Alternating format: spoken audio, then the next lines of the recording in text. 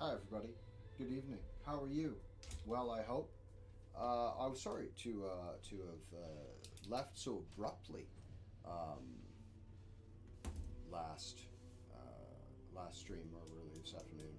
My sister is in town, and I only get to see her like once a year because of just life in general. Like I don't often get to see her. Introduced her to the new baby, and she got to see my long-haired son, and that was amazing. And they had a very good time.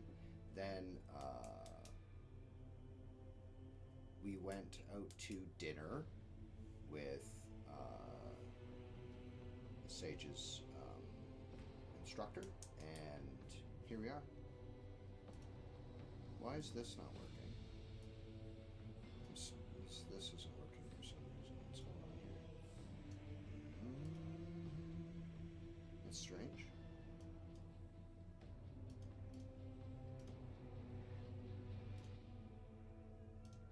How odd. This isn't working. How weird. How weird. How strange. Anyway. So we were playing Rogue Trader earlier today, and we had just rescued one of the Eldari Farseers who was present for the destruction of Crudita, and I believe we're getting very close to completing Yurlit's side quests, her companion quests.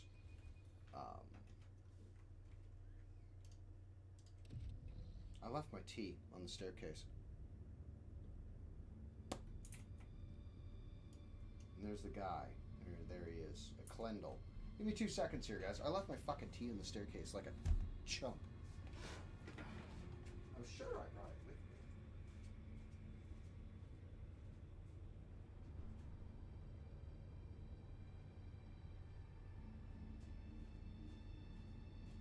I did. I made it about halfway. So what I did was I put the cat outside. And I left my tea sitting on the boot rack while I tied him up and put him outside. Is what happened. So here, guys, I'm gonna move this over because for some reason this isn't working. Twitch is giving me the fucking beans here. So that's gonna go there like that. Right, so I'll have to read off of this one.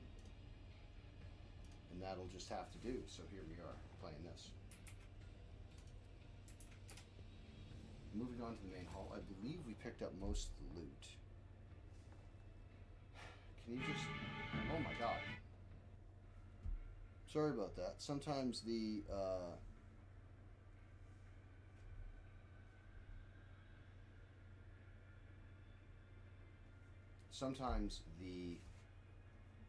my speaker turns on and I don't know why.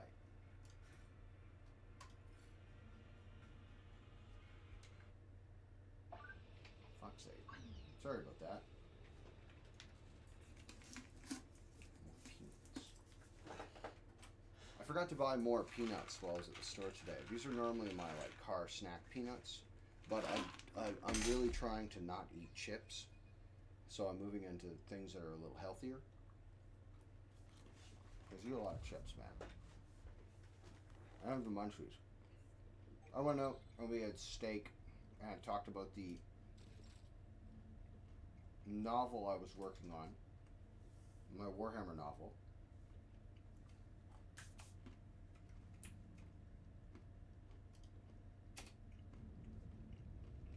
Life and stuff like that. It was actually a really, really nice time.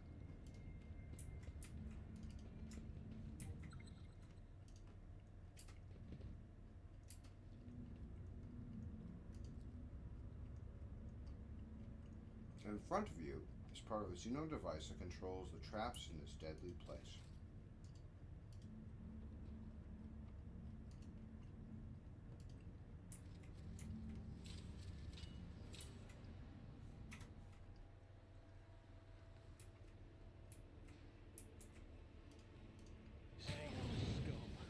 You don't belong in this galaxy. Are you challenging me, I didn't even see these fucking guys. Alright, hold on. Is there any cover?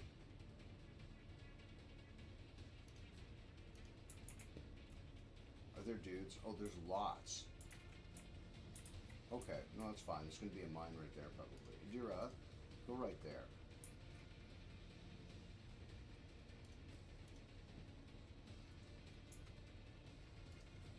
Heinrich, I feel like you'd be best served to be there.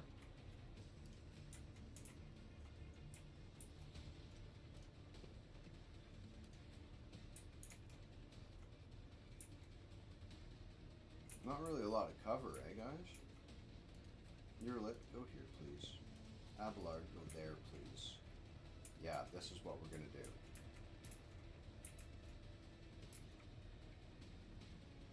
They have fucking claymores. Oh, it's just the same claymores.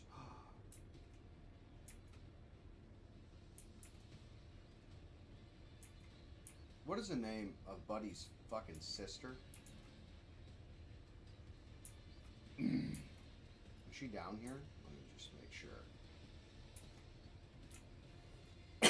Excuse me.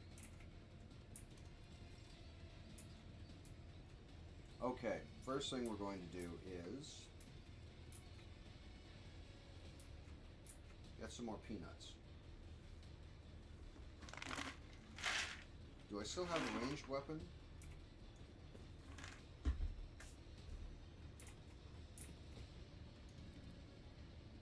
Oh, it does reach super far.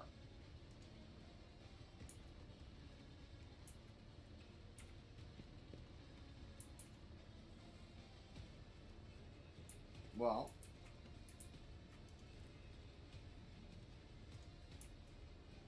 they can come to me, I think, is what we'll do. So, first, put that on a Dira. Then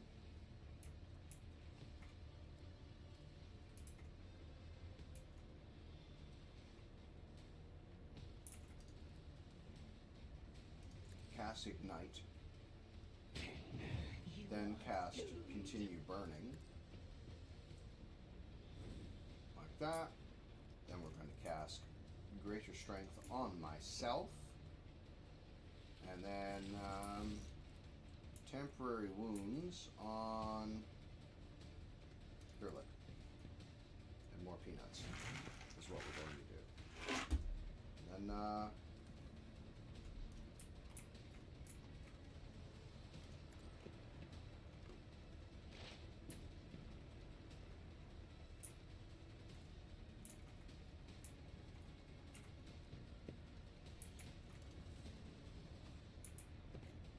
no, it doesn't work for you?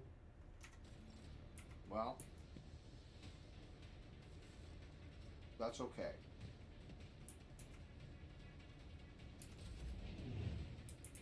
It's probably explosive right there.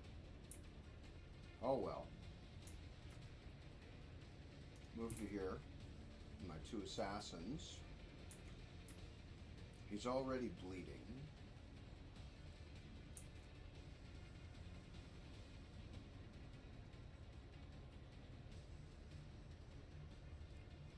One. Let's move to here and dash to this target to kill him. A perfect killing strike. That actually worked out very well for everybody. And then let's close with this one. Can we get around the corner? Let's use this. He's fine. Go to here. Nothing, eh? He's got 2 charges. Fantastic. I would like you to use this ability to kill this guy. And then I want you to do this so people can't see you. And then do that again and go to here. Oh my god, I can still get at you. But he doesn't have that. Yes! That was quite productive. Here we go. Your misery is explosion. treat. Okay, here you are. Oh yeah. Protect me. Alright. I thought Munchie's wicked bad.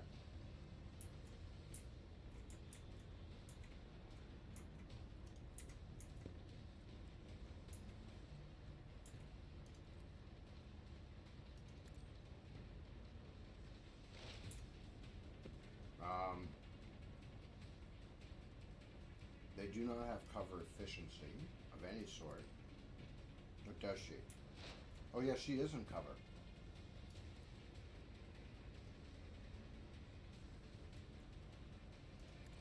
And that ability's free. So we'll do that. Then I will do this.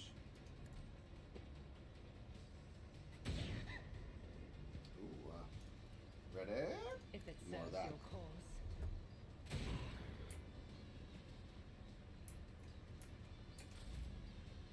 That was a decent round. Now, Abelard, would you be a deer? Charge into... These guys don't stand a fucking chance. And then I'll get you to do this. And that should get everybody. And that gets everyone. And I'll get you to walk right to here. And then use this ability. And if she does anything, she's fucked. I'll get you to use this. So that gives him brace for impact as well. Alright. Carnage beckon. Yes.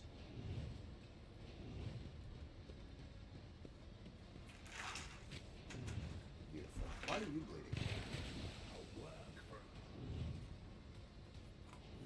My mastery is unsurpassed.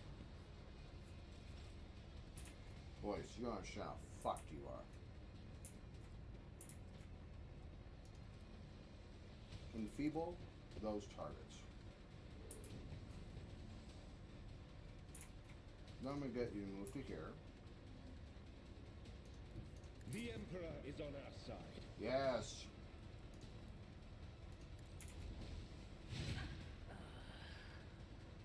Oh, yeah.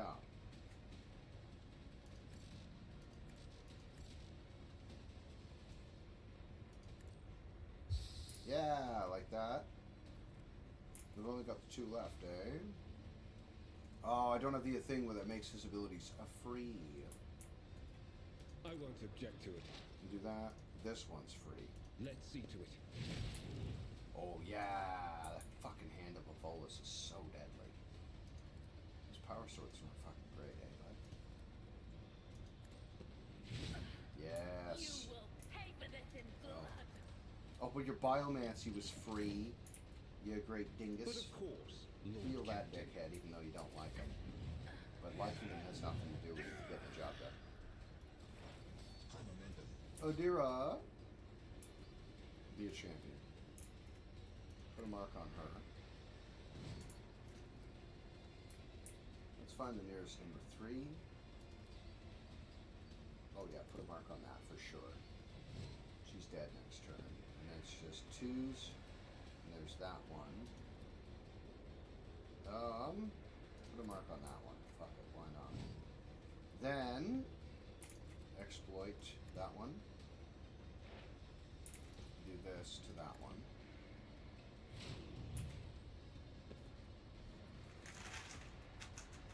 Do I really need to use my veil abilities? Hold on.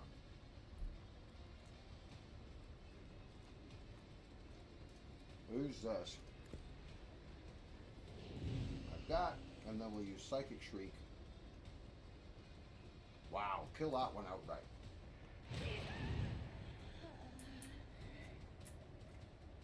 Oh yeah, 2 kills in 1. Excellent, Adira. My artifice is unsurpassed. Let me Yep. educate you.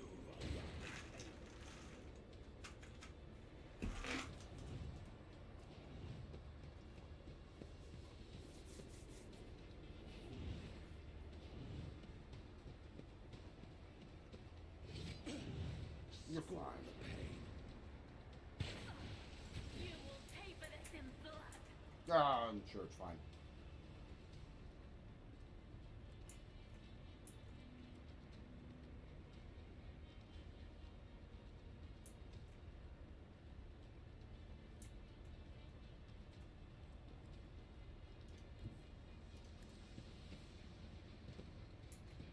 One, charge the target and stop about there, would you please?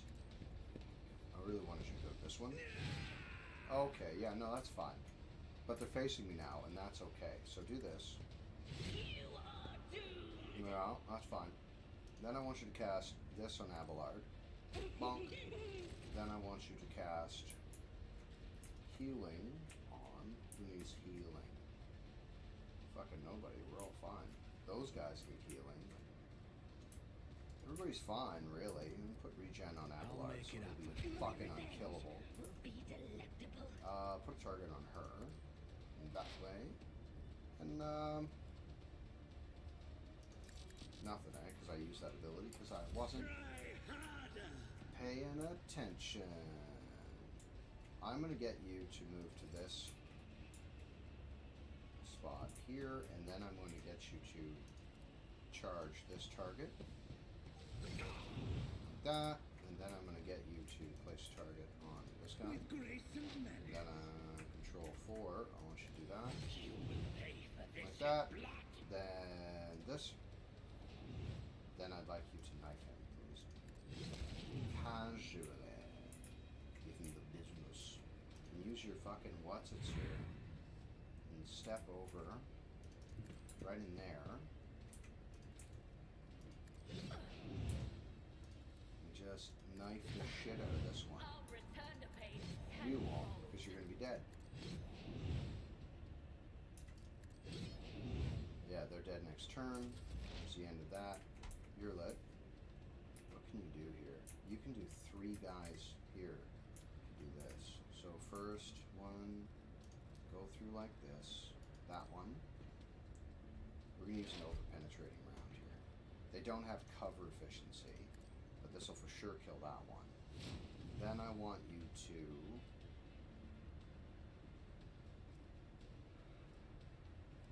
fire a shot through that one.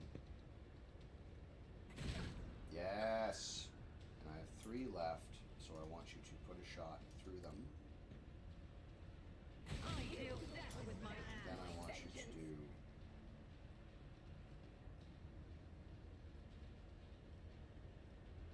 kill that one next, because this one's going to be dead next turn.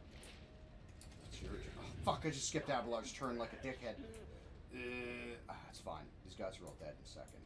So what I'm going to do is Emperor, that ability, then I'm going to use, get you to walk to here. You're fine. Get you to walk right to there, and then I'm going to get you to do this. Then I'd very much like you to shoot this one. Yes! He fucking killed someone with a pistol. Oh my god, that's so good. Adira, be a champ. Be an absolute Chad. Move here.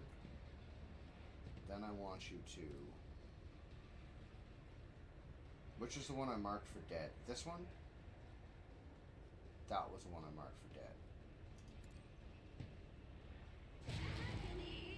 Excellent shot.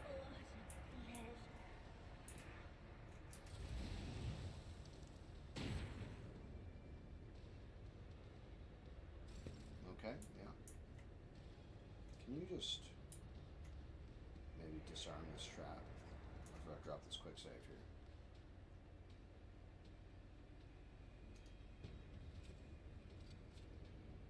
Failure is just a temporary setback.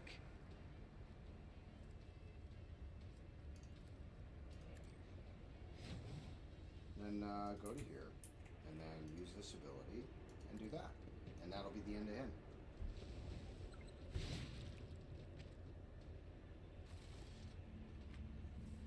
And that's the end of that story. Splinter Rifle, Dark Lance. Throw that in cargo. heavy great swords. Got a heavy great sword. Might want another one. You guys just Is there money to be made? all of you just running through the acid. Don't worry. There's goods right there. We'll get those in a second. It's a shame about the tormented slaves. You guys did some fucking good work over here. Holy shit. Alright, first thing we're gonna do is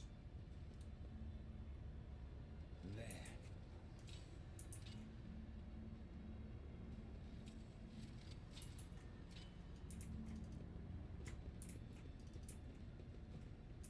looks like more homunculi. What's it?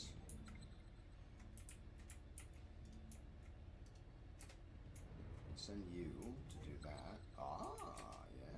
Easily done. Of course it was, Heinrich. You extraordinarily handsome man. Blood drinker, siphon life, biomancy.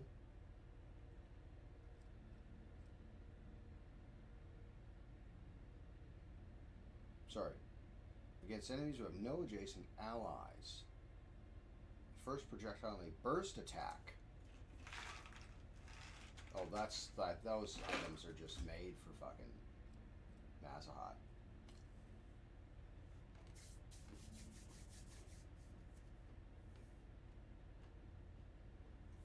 Man,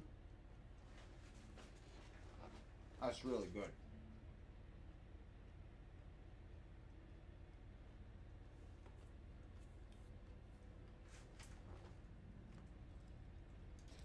I spoke to Mistress Tolleman recently.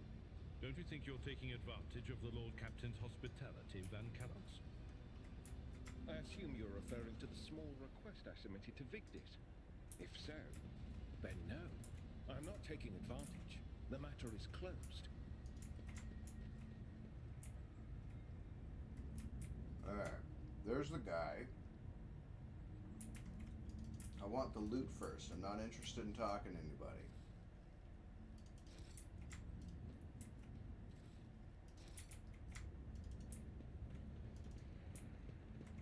Is there any more stuff?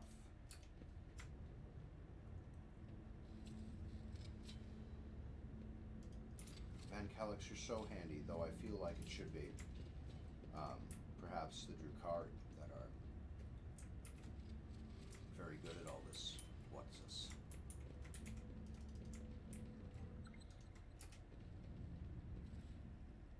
Fucking more grenades.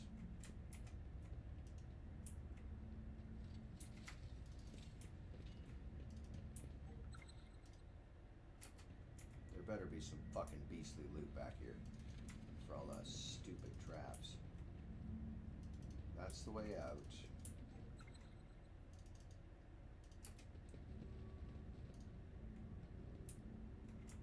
That was a problem for you. Ugh.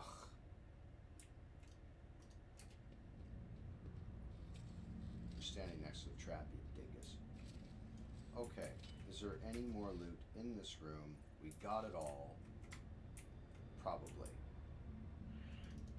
Alright, let's go have a conversation with Trevantius.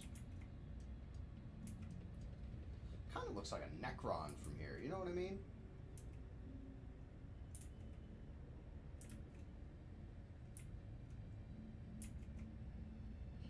Did we not get the sister?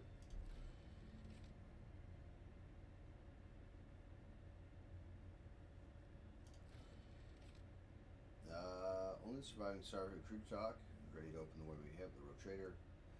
It's about the journey. Talk to your little boy, the Void Ship. Path of Drukari. Did we not get this?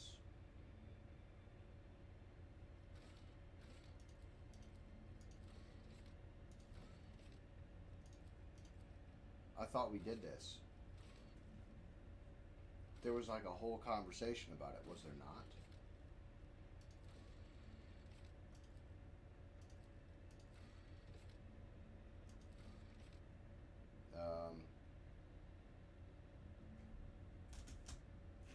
Okay, so we got that thing.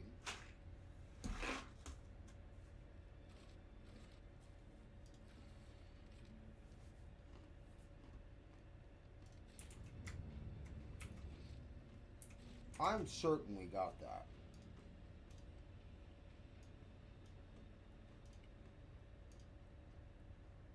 Oh. We have an ad break in 5 minutes. Let me...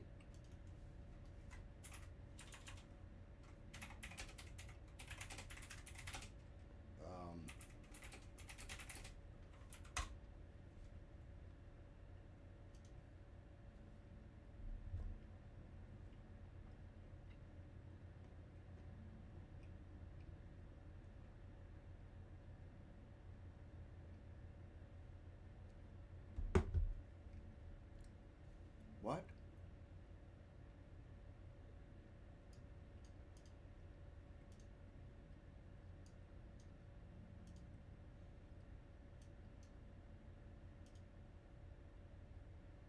What?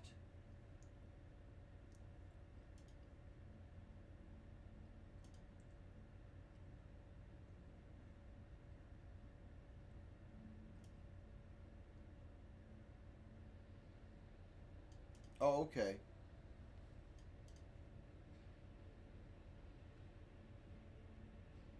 Alright, okay. Because I searched everything. Like, there's no way we're missing this.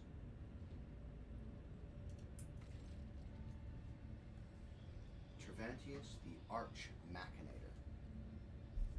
My mic way over here. You probably can't even fucking hear me. The homunculus looks up from the control panels and gazes at you with disdain from the other side of the impenetrable force screen. You survived, specimen. What a woeful lack of ability to follow orders. You were supposed to die, beating the arena or in the chasm. However, the servants of Zirish will soon remedy your blunder. Hello, Tervandius. I've not missed you either. Specimen, as you might have noticed, the homunculus's limbs simultaneously gesture at the massive construct supporting the force field around him. This version of the Stifler blocks both the energy that bleeds in from beyond the veil and any physical attempts to intrude inside its range. Your attempt at conversing is pointless. Simply continue on the way to your demise and do not disturb me. Elentok, though your heart may be abound with anger, Yerlet looks around. The immeasurable torment of powerful farseers pervades the spire. If you were to risk destroying this construct, it could cause an irreparable tear in the Veil and Camorra. Heinrich laughs, but his laughter sounds morbid and disturbing. What's this? A chance to open a warp breach in the heart of our enemy's bastion? I did not expect any of these damn places to put a smile on my face. I was wrong. I do like Van Calix. Examine the construct. The Stifler is enormous and resembles the devices you've seen before. There is no doubt that its purpose is to suppress warp manifestations. However, you notice a few details that are out of step with the construct's otherwise typical Drukhari design. Several of its parts were made of material foreign to Camorra and fused into its frame by an unknown force.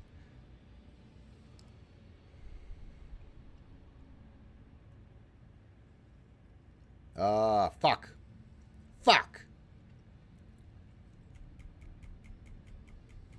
I'm chasing that iconoclast. Damn you. Until our next meeting, Tervantius, it will be your last. Fucking, there's so many points. A faint smile crosses the Xenos' face. Farewell, monkey. That's a nice thing for actually for him to say. The next run we do, guys. The next run we do is... Holy shit, I start off... I'm an exemplar now character. How many points do we have in Iconoclast? I need to know. Current value 45. What the fuck do I have to do to get so many points? Oh, that's Abelard. Oh, see, that makes more sense. That makes way more sense. So I'm very close to being, like, fanatical when it comes to this. That's wonderful. All right, so archetypes. Holy shit, we're an exemplar now. Wow. Oh, wow. Oh, I'm getting so many points.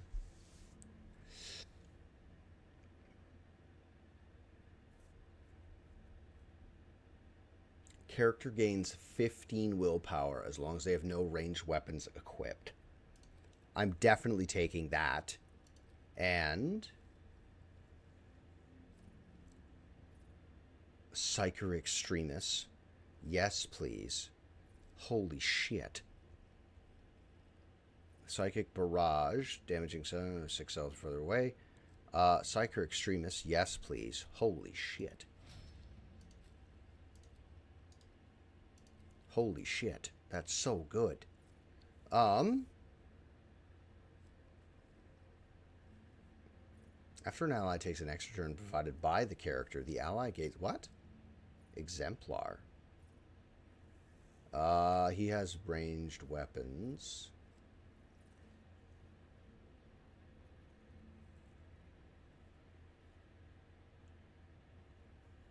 Oh, wow.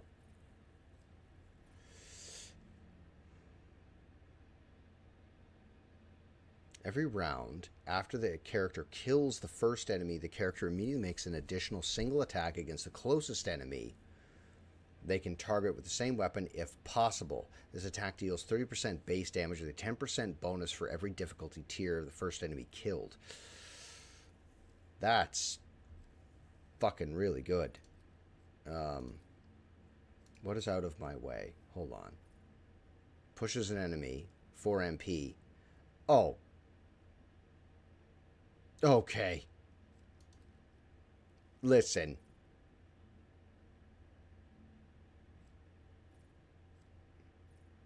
We're going to take Crushing Assault and, oh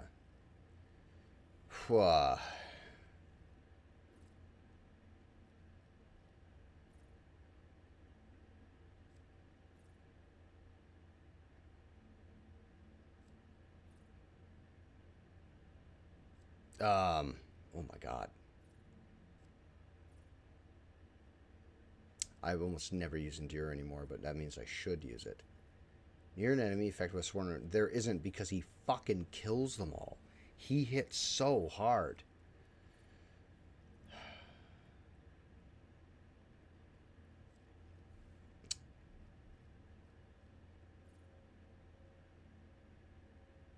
Sorry, if there are no enemies adjacent to the warrior at the start of the turn, the warrior's damage is increased by 2 times strength bonus for 1 melee attack. Jesus. Charge and push increase the damage of ranged attacks made against affected enemies. What? With a Reckless Strike. Garrett. I'm taking Reckless Fury because I use Reckless Strike very often. Oh my god. These are fucking icky is what they are. So, oh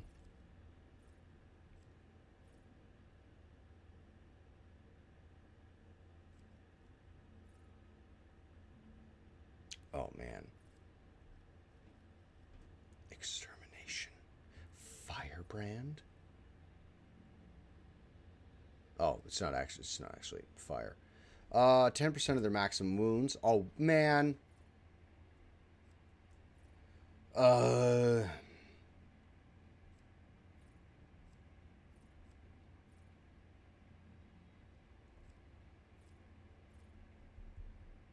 Okay. These are fucking really good.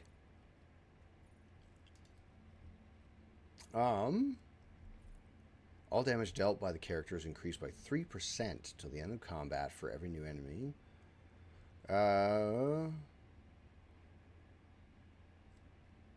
There's so much here. Let's pick Death Dealers, basically cleave.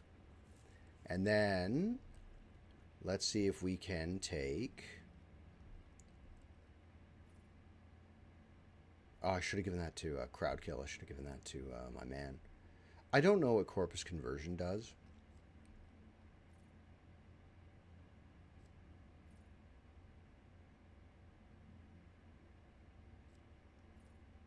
He doesn't have damaging.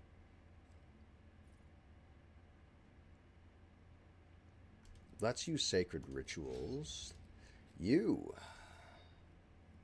Let's go with Combat Meditation and Crushing Assault. Or just Death Dealer. That's what we'll do for you.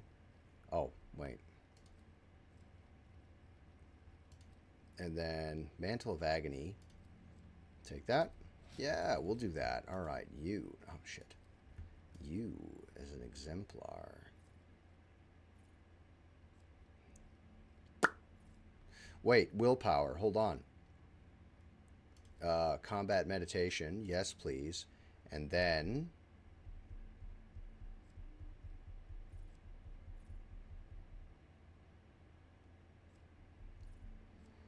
That's that stuff.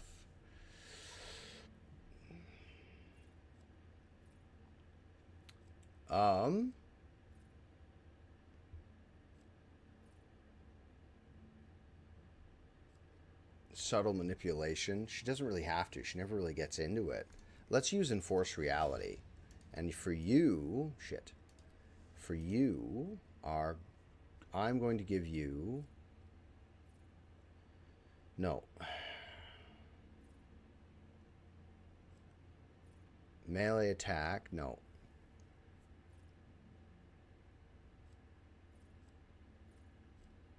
Let's...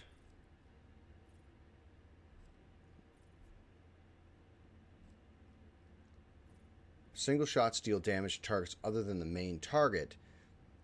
They gain a plus masterful display because she pierces targets often.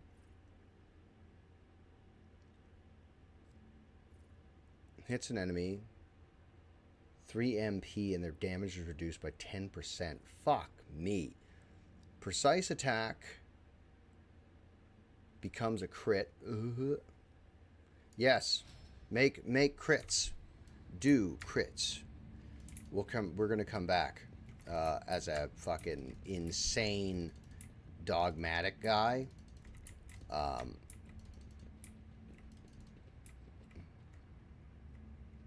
Yes, I think we will. Is there any equipment? I'm not using her, so never mind. Back up tick. Are you using this thing?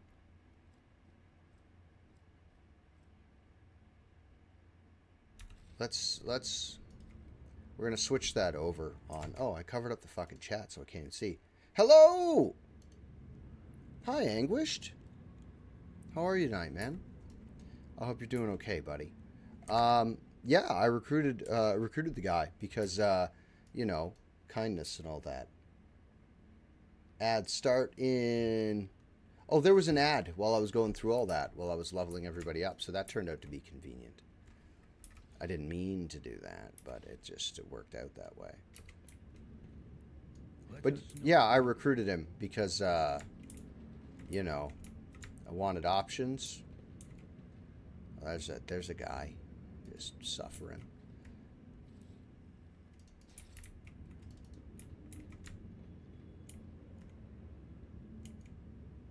I did get the job, and I worked at it for 2 weeks. And then I said, go fuck yourself, and I quit because of lateral workplace violence, lack of training. They lied about the job itself. They lied about how much I was being paid. They lied about the times I was expected to work. And then I was dealing with a dude that was wildly fucking disrespectful to me. To the top or get left in the dust. Oh yeah, no, they were. Oh, we're here. Are we here? Zoom in, please. Fuck. Okay, see you. Yeah, I mean, I'm still fucking super pissed about the whole thing. I'm super mad about it, but I quit on a Friday. Fucking see ya. Basically, the gist is why the fuck am I working with this guy? And like, this is, and this, and this. You lied about my pay. You lied about the hours I'm expected to work. You told me it was a 9 to 5, but you want me to show up and stay from 7 to 6. That's fucking 11 hours on.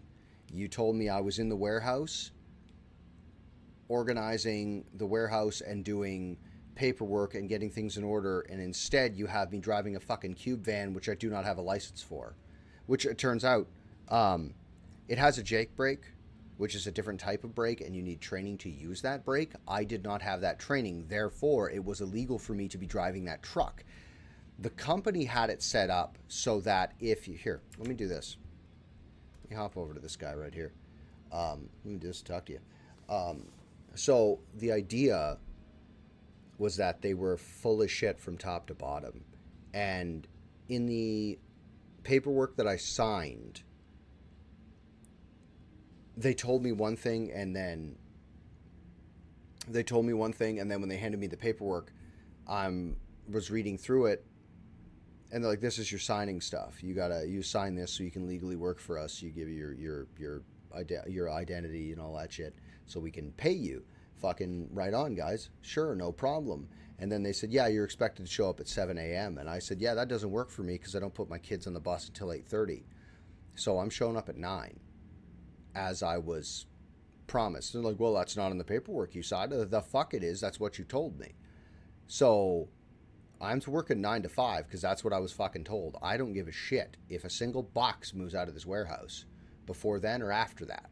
I don't work here between fucking 5:01 and until all the way to fucking 8:59 in the morning. I don't work here, so I don't give a fuck. I'm not taking and I had to take like the company cell phone home with me in case they had to call me. Like, I'm not answering this fucking thing. And then instead of calling me on the work phone, they would call me on my personal phone. If you want GPS for when you're out doing deliveries, you have to use your own phone. And I said, I'm not fucking doing that. It's your truck that has Wi-Fi. Like, your truck has Wi-Fi attached to it for this fucking tablet you want me to use, but you won't have fucking maps on the tablets. What logical sense does that make? And fucking ridiculous paperwork. That's like, you have to handle the same sheet of paper like 6 times. It's a massive waste of fucking man hours daily to do this shit. And I'm going like, what the fuck, guys? What is this? You told me one thing and I'm looking at the shit end of another, and the more I discover and the longer I'm here, the shittier this is getting. And I'm honestly getting like pains in my chest because of how fucking mad this whole thing is making me. Like, what do you mean I gotta fucking... You hand a piece... You deliver the goods. You hand the customer the paper. They sign the paper. You take one. You have to take a picture of the fucking paper, bring it back to the office, scan the paper. Take a picture of the paper, save the paper, input the fucking waybill number from the paper into the thing that you just took a fucking picture of it with, into the program that opens stating the waybill number of the thing you just... I'm not describing this properly. But it gives, when you get to the location that's set in your fucking tablet, you click on that and it's location, waybill number assigned to that location. You then type in the waybill number that's in the fucking title into another thing, take a picture of the waybill, then confirm that you've delivered it by typing in the waybill number again. This is a 7-digit number, and they're all different. Then you have to take that same piece of paper back to the office, scan that. Oh, dudes! Wake up. Holy shit! This hamlet shall not fall. Hello, my friend. How was your night? I was ranting about the job I just quit. Needless fucking paperwork over and over again. And I've got to handle the piece of paper 3 more times after that. So I've wasted like 20 fucking minutes of my time handling one piece of paper. So there's that. The fact that they lied about how much they were paying me. They lied about the hours. They were giving me... Oh, well, fuck yeah, dude. Resident Evil's fucking awesome. I like it. I don't like zombie shit. I don't like zombie movies at all. I don't care for them. But I like the Resident Evil games, even though they are balls out fucking ridiculous because they're puzzles to be solved. I quit the job because the insane amount of unnecessary fucking paperwork My coworker was absolutely just destroying people's property with the forklift. Like, he's an absolute maniac. He shouldn't have a license. I report this and like, that's how he is. Like, fuck all that. This dude needs to be let go. Like, he'd have been fired fucking long ago. Like, none of this stuff is marked properly. It's not the right waybill number. It's the wrong fucking person. It's not the right address to the person you're sending it to. You're just, oh, that's this guy. No, the number's fucking wrong. It's wrong. This shit never would have left my old warehouse. What are you talking about? So identifying things was stupid. Then you load it into the truck. The equipment was beat to shit. The truck was beat to shit. The measuring tape had been fucking run over with a forklift. And they're like, no, this is still good. Like, so I said, fuck this, man. I'm going to have a goddamn heart attack. This is 1,000 times worse than the place I just quit. What the fuck? No wonder you can't hold on to anybody. So I said, fuck you very much. I'm going home. Here are my keys. I put them back. Took my ball, literally went home. So now I'm here streaming again. But I got a good feeling. I'm not giving up hope. I got a good feeling. I gotta go to my buddy's wedding sometime this month, and I'm gonna have a fucking riot. By riot, what I mean is my wife is gonna have a lot of fun dancing, and I'm going to brood. Because I don't. Weddings are fun, though. Weddings are fun. Dubes' wedding was, speaking of weddings, Dubes' wedding was fucking awesome. I'll tell you that right now, for free. I was there personally. It was an excellent wedding. I had a lot of fun there, actually. It was really nice. So yeah, I quit my job because I'm. Hey sis, I'm 7. I'm not having a heart attack because someone else doesn't know how to manage their fucking shit. And the drama that I was having to put up with my coworker, fuck all that. He's in his like 50s or 60s, and no one should have to put up with that shit at all. And I certainly wasn't, because I'm not. And there was a lot of instances, and this fucking burns me, man. This is the thing that makes me angry. This is all of that shit aside, right? All of that stupid shit that I just said. The thing that makes me angry is while this guy is like disrespecting me and mouthing off to me and just being a rude asshole, I'm in my brain, I'm going, I've got kids. I got kids. If I fucking punch this guy out, if I start going at this guy, he and I are going to get into a fucking fight. So I would just laugh at him. I'd be like, okay, man. And I just kind of walk away, but I just want to punch this guy in the fucking mouth as hard as I can hit him. Kick his ass out of the warehouse. Fuck him up. Do not speak to me like that. Like, this asshole got pissed because my girlfriend dropped off the keys. Like, I was at work. She took the vehicle for a little while. She came back. She drops the keys off. She gets a ride home with her. And I go in. I'm like, hey, man, did my girlfriend come and drop the keys off? And he's like, yep, she did. She just walked in. They're right there. And he's like getting like red-faced mad that she was present in his workspace. You know, like everything about this guy, he's a fucking asshole. So anyway. The dude mouthing off to me and me having to not just fucking eat him, that's the thing that's making me the absolute angriest about all of it. Like, I'm still super pissed. But I know that I did the right thing deep down. I know I did, because when I quit on a Friday, and I fucked that guy and left him with an entire transport that he has to unload by himself on Monday. And he's alone because he doesn't know how to use the computer. He doesn't know how to input orders. He doesn't know how to receive orders. Like, he's fucked. He's absolutely fucked. And that makes me so happy. Don't put up with bullshit from people when you don't have to. You're better than that. Don't take shit from people if you don't. It's not about the money. It's about sending a message. Sorry, rant over. Yes, he was. Swords, how you doing, man? Thank you for coming and hanging out with us. Now, what was I doing? It's about self-worth, man. It's about self-worth. You're worth more than that. If your boss is coming to work and he's making you fucking so angry that you think you're going to have a heart attack, quit. Fuck him. You don't deserve that, and you don't owe this guy shit. You don't owe anybody more than the time that you agreed to put in and that they agreed to pay you. When I was getting fucked out of overtime pay, sorry guys, at fucking 4:31, at 4:30 I'm fucking tapping the sign out. I'm gone. At 4:31, I'm in the fucking parking lot and out of here. I don't give a fuck if there's boxes on the floor. Fuck you. Don't take shit from people. You don't have to be as aggressive as I am about it, but I mean, you don't have to take shit. You don't. You deserve more. You deserve better. You deserve to be treated with fucking respect and paid the appropriate amount for the time that you put in. Because going to work for someone is an agreement where you give them your time, of which is limited. Because let's be real, guys, we're only getting older and it's happening faster. I was 20 years old yesterday, right? Time is moving faster the older you get. That's just what happens, right?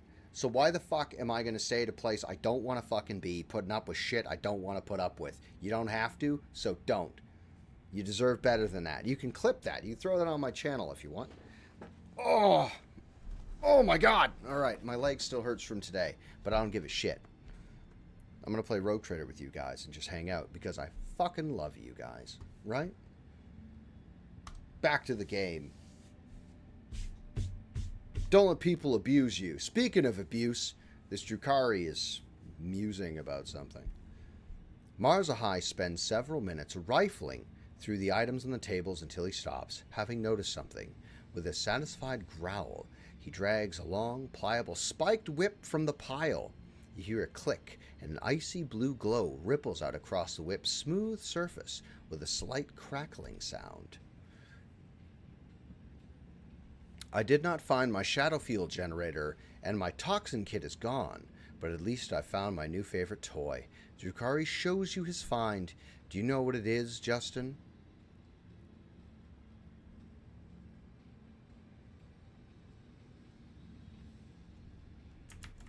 Let me see here. Hold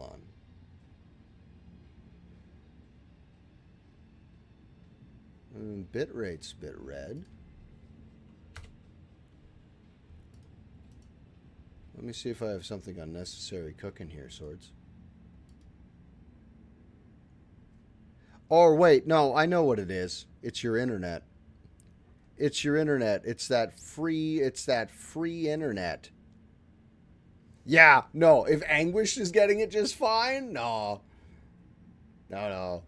Anguished is literally a half a world away. If he's getting it just fine, it's not us. It's Swords. It's Swords' internet, brought to you free by the public. Oh shit, I closed the window that I need open. So that's not playing. That's so strange that that's not playing. All right, now. Do you know what it is? Humanity has similar tools for livestock and peasants.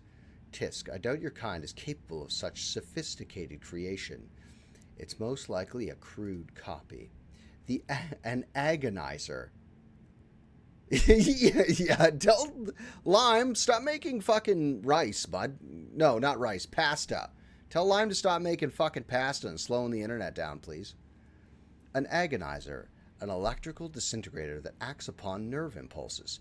This particular one is too fine a piece to be used in combat, but in a torture chamber, the Drukhari hefts the whip, clearly familiar with the feel of the weight in his hand. An exquisite instrument of pain, total impulse control. I can deliver sensations as subtle as a whisper, or incinerate synapses. Why is this thing so important to you? Why? It's a priceless artifact that belongs to me, and I've reclaimed it before my kin managed to steal it. It is a property of the Reaving Tempest that must not be allowed to fall in the hands of the other cabals. And when we dispose of Ymyrus, the Spire will certainly come under attack. And lastly, I can indulge in a little sentimentality, can't I? You know what? I appreciate that. You're a fucking complete inhuman piece of shit, quite literally. And he gets off on torturing people. And like kids and stuff. He's an absolute fucking monster. But I understand sentimentality. So you may keep the agonizer.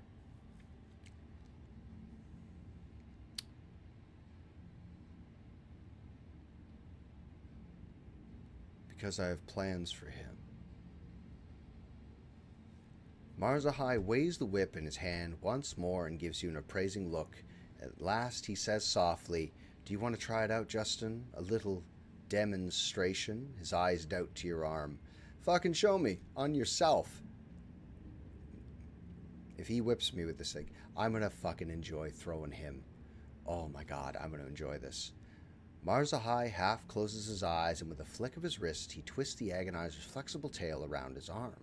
A moment later, a wave passes through the Drukari's body, sending his eyes rolling into the back of his skull, making him arch his spine and throw his head back. Spasm after spasm courses through his body until he finally stifles. A stifled gasp claws its way out of his throat. The agonizer's tail slips from Marzahai's wrist, and he looks at you with unfocused eyes. "I am accustomed to pain. Unlike you, Justin, you detect a glimmer of interest in Drukari's gaze. I would like to see you endure something like this, but not now, another time. Let's go. I no longer have any desire to wander the spire." He wants to fuck so bad. Okay. I have news for you, though. Just saying. Wait, it's not a weapon, correct? Like, I can't do anything with it, it's just a torture device? Did I not pick up equipment specifically for you? I'm fairly confident we grabbed something for this absolute dingus. Hold on a second. Oh. Okay, yeah. That makes sense. Now, I'm fairly confident. Now, I wasn't planning on outfitting this asshole with anything because I have plans for you. But was there not something? What is this one? Parry. He doesn't have attack damage, so. And those turn red because he can't use those. Oh, yes, I gave her.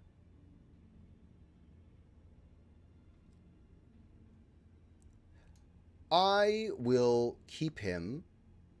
This is true. I plan on doing 3 runs of this game, right? Iconoclast, Dogmatic, and a Heretical run. I already have my Dogmatic character in mind, and I'm going to make a build for that and then have build lists for the characters that I want to run. So instead of hemming and hawing through the leveling up, I will just go by the list, click on the item, fucking off we go. So it's less time going over the lists over and over again and what ability works and which does, which doesn't. And then it's going to be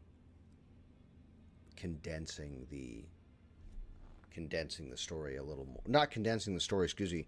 Condensing the gameplay so we have more story, so I'm not fucking back and forthing and agonizing over choices.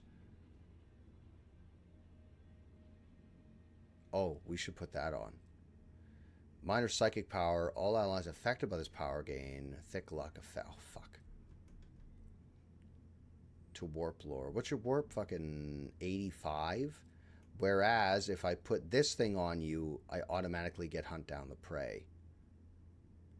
No, I need you on warp lore, is what I need you doing. I'll put that item on Pascal, I think. Now, let's see if we can... Did we get... Did we get it? Killing blow. Life of Eurus. Okay, so that was it. The Eurus is his sister. Companion quests. Alright.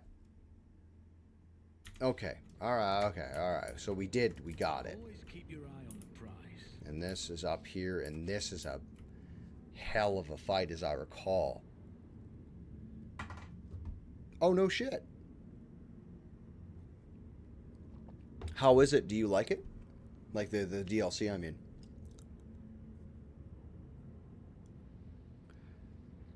Swords. Did you see that Space Marine 2 is out today? Did you also see that it's $80?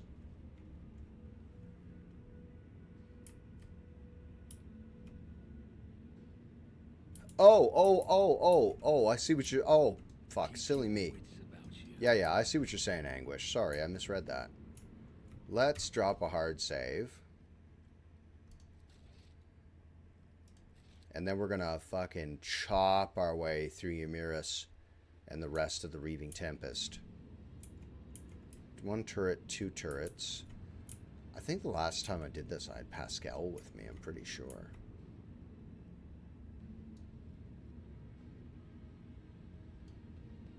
I think we're fucked either way. Incubi, a grotesque. There's Ymyrus. Another grotesque. You're nothing but a chump. Don't worry about it. Okay, Yurlit, I will get you to move down here. Hold on. What's this order? What is this order? Go here. You go here.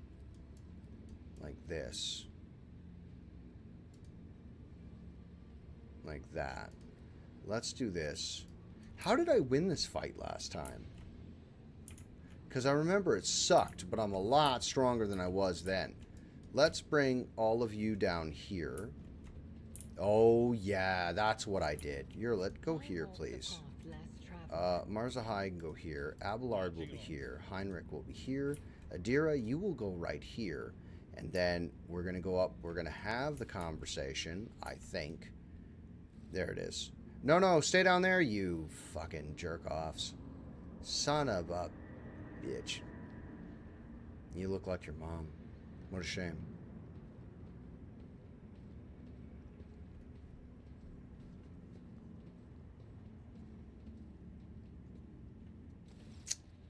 Ymyrus gazes at you. The two of you lock eyes for the first time, an icy darkness churning in her stare. Worm, insect, you have the nerve to stand before me again. You should have gasped your last breath long ago. Very well, I will rid this arrogant monkey of his final breath. The Archon's gaze shifts away from you to Marzahai. A venomous smile spreads across her face. My former Draken, my inept executioner, have you found yourself a new master? Oh, really? Marzahai draws his weapon in a single, fluid motion. Before your soul perishes in the maw of she who thirsts, I will teach it pain. The kind of pain you have never known in the whole of your existence, sister. What about you, child of Krudatak? How does it feel to know that you could not save yourself, your family, or your precious craft world? Yurlit's spirit stone flashes in her chest, and the ranger's hands tremble on the grip of her rifle. Your death will give me no joy, Archon Ymyrus, but it may give peace to the spirits of my kin. Here's the thing about that. Like, I don't understand why the Eldari ever thought ever in a million fucking years they could ever trust the Drukhari. Like, what were you thinking? Anyway.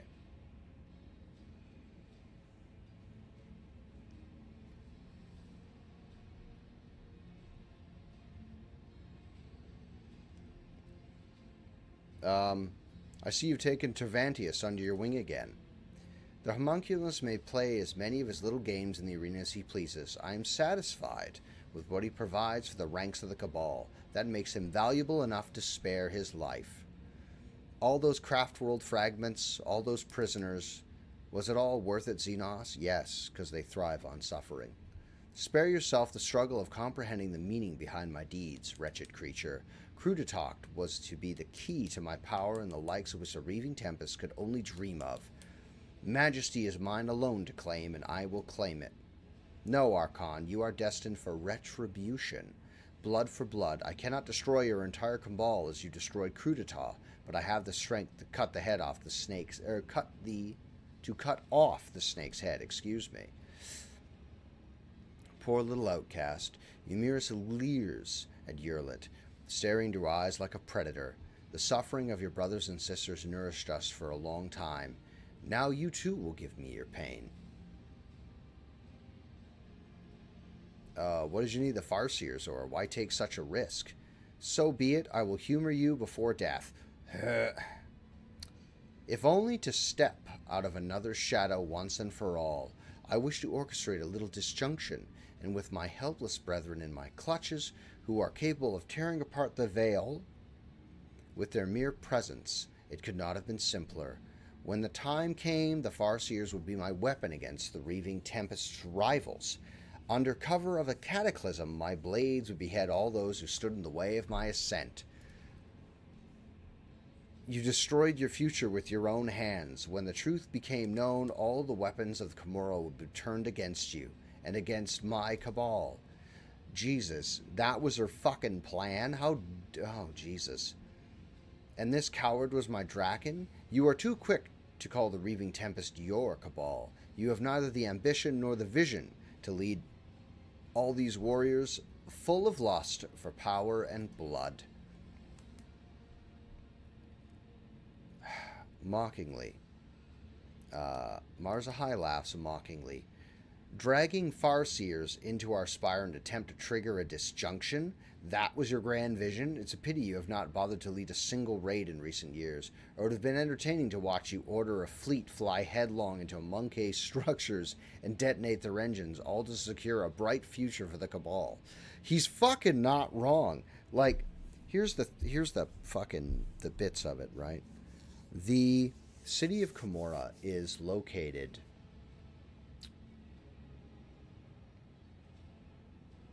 at the bottom of the webway. Like, you need the webway to get there, but it's in its own little realm. It's in its own reality, right? Like, the Drukhari steal suns and bring them to Camorra because of its vastness, right? It's huge. The entire Drukhari race are hiding here. Hiding is maybe not the right word.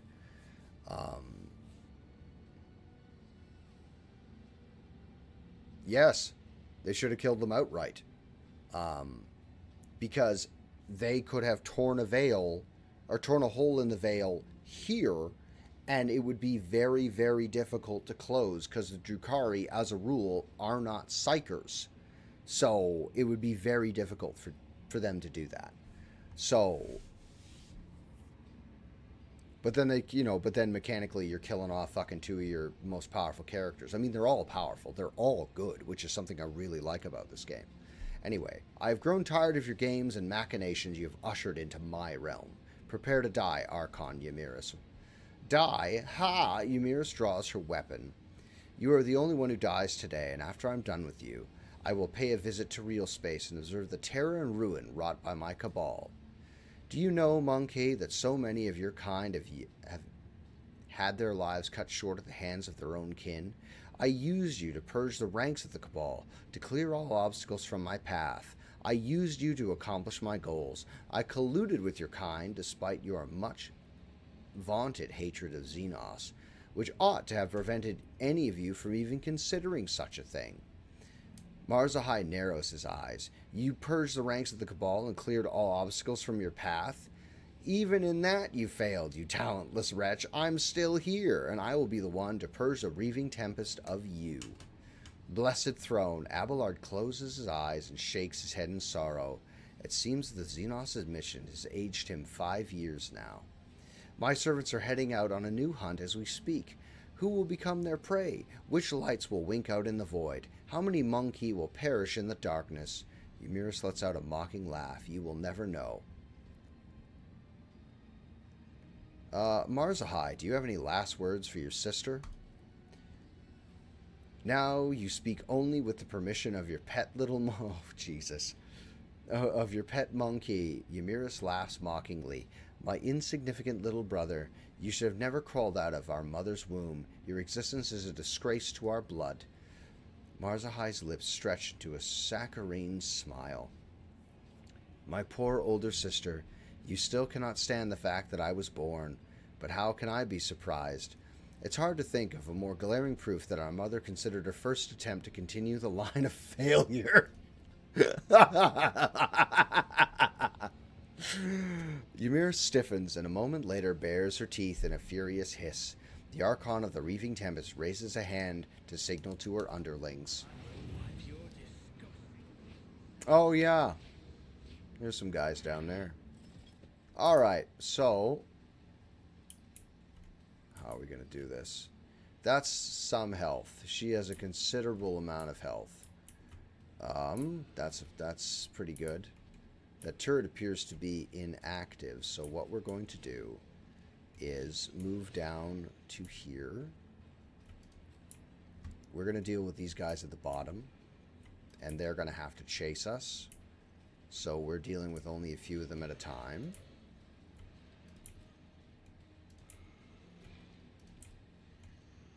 Oh yeah, your movement's dog shit.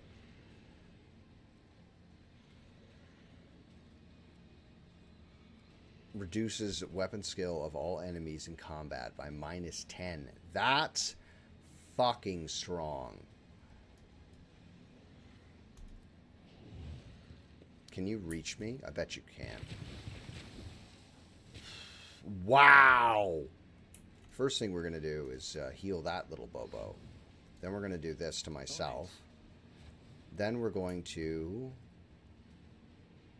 You can't move, eh? Cast this on yourself. Then we're going to move down to here. Like these. Then we're going to... He can't charge that far. Cast... It's not casting, pardon me. Put this there. Oh, fuck. Yeah, that guy. Then I'm going to... How far can you charge? You can't because everybody's in the way. Go to here. Like that. Charge down. Can't move any further. Use... Fuck it. Use that. And then make sure the fire doesn't go out. Very good. And then that's the end of your turn. And they're going to come down to get us. What'd you place on me? Heinrich, be a dear. Would you please put Word of the Emperor on everybody? And then put Hammer of the Emperor on everyone. Then I'd very much like you to move down to... Fuck, you can't, eh? Move to here. Then I want you to... How much damage does Purge Soul do? 6 to 9. Fuck, it's not very much. We're going to run out of psi abilities very quickly down here. Cast this on yourself. Then we're going to think about what I'm doing before I fucking do it. Charge this target to this side. Oh, that's good shit. Then I want you to enfeeble this fucking idiot. Then place a target on this side. Yes. Get him. Sick him. We might get this fucking guy in one turn here. No, pretty close. Where is he? Here he is. For the throne's glory. Yes. And then endure. Because you are a warrior, sir. Okay, I need you to move to here, because there's going to be a lot of shoosting in a second. Move to here. Can she see everybody? She can fucking... Okay, that's what we're going to do. Perfect spot. The warriors are going to deal with the grotesques. She's going to be picking guys off from the top. So I would very much like you to put a target on Ymiris here. Because we want her with as little health as possible. That is a lot of fucking damage, and she's in cover. Let's use precise attack. Then go back up to the person I mean to aim at. 1 ability, 2 abilities, free abilities.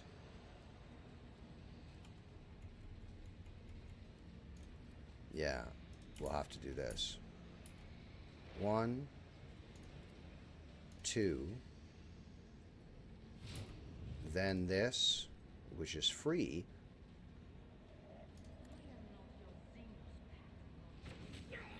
You call this a strike? I was hoping it'd be a lot more than that, but Your last stroke of luck. oh no. Oh no, Yerlet! Oh yeah, she's so fast. She's so good. And then these idiots are gonna have to come down here. I've faced worse than this. What are we getting hit with, guys?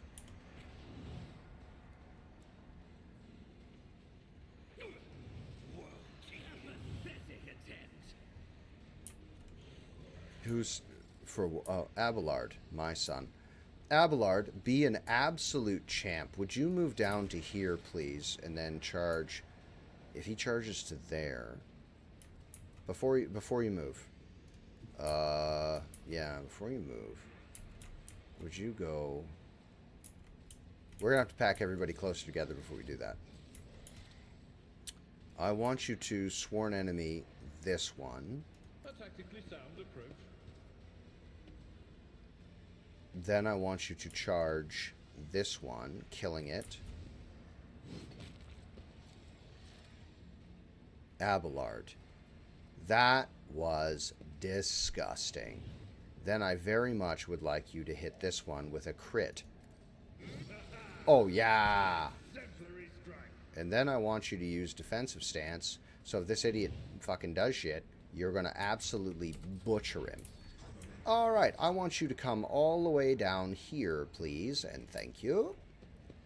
You can hang out up there. I don't really care what you do. Let's, and that's. Are these guys? Oh, that's the one that got fucking all shot to piss. Let's break this one as quick as we can. Put this on him as well. We're going to put prey markings. A hydrate, thank you very much. Incubi. Where is Yamiris?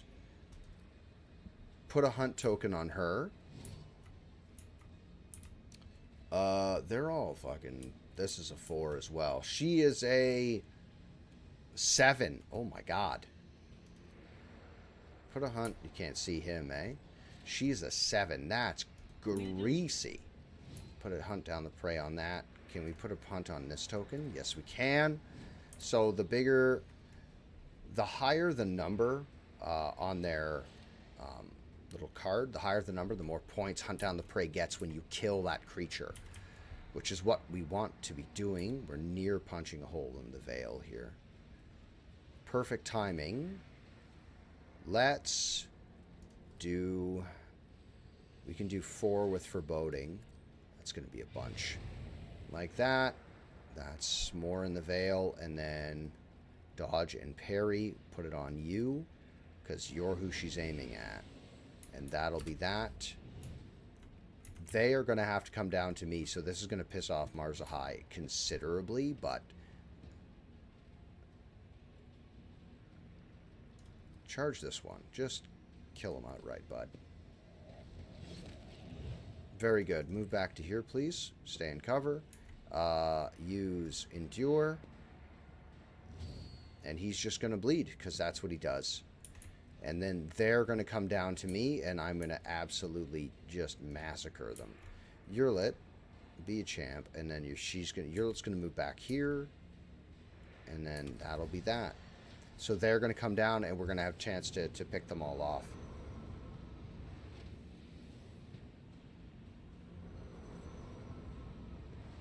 What is this? What the fuck is going on here? Oh, is that more guys? Oh, it is.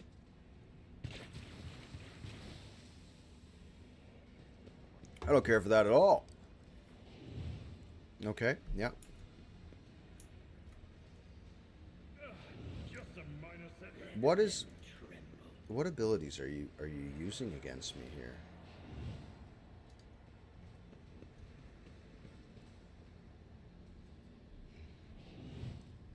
Bleeding.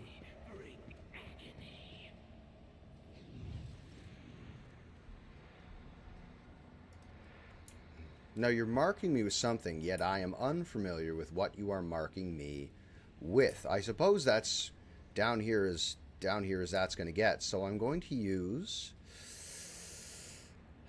Endure for the temporary wounds. Then we're going to have no choice but to charge the target in front of me. We hit him with this one. We're going to use our free assassin skills to do that. Then I'm going to do this. Without going... Oh, fuck, we're going to go over the veil. We absolutely will. But I'm going to cast this on Abelard. Then I'm going to heal myself, causing damage to that fella there. We'll drop a quick save. Because that sound was us nearly tearing a hole in the veil. So every power after this may rip a hole in the veil. And am I stunned?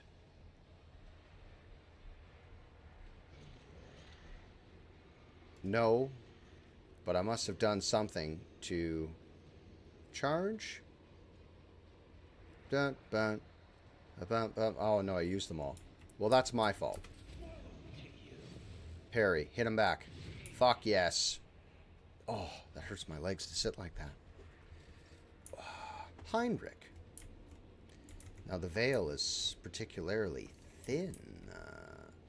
If we charge to that target, we'll probably kill him, and he's still in melee range to go there. So if we do this, I can't use... Shit, Word of the Emperor is right here. Ooh, no.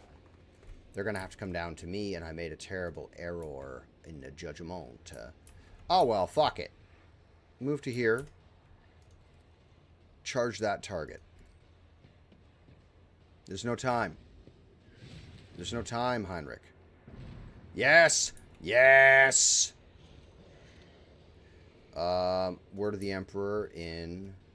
We can still get it. We can still do Word of the Emperor and get everybody in it. Let's drop a save. Oh, you know what I haven't been doing, guys? Keeping an eye on when breaks start.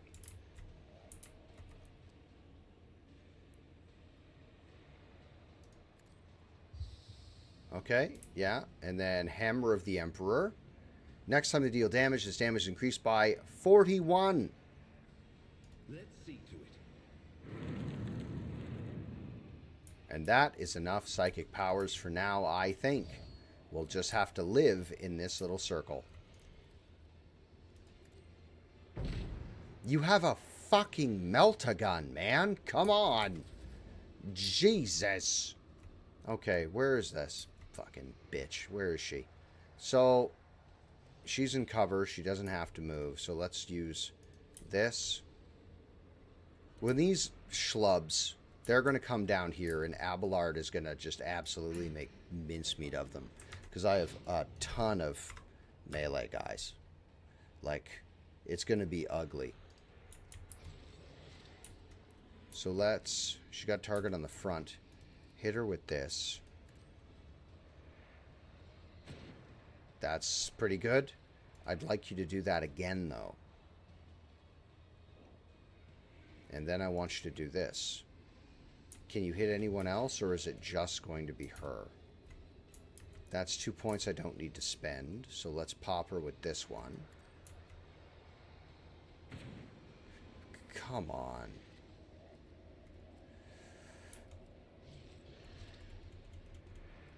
Let's do this. End your turn on that one. I should have used Shroud. And that's the end of that, and he's going to come down and close.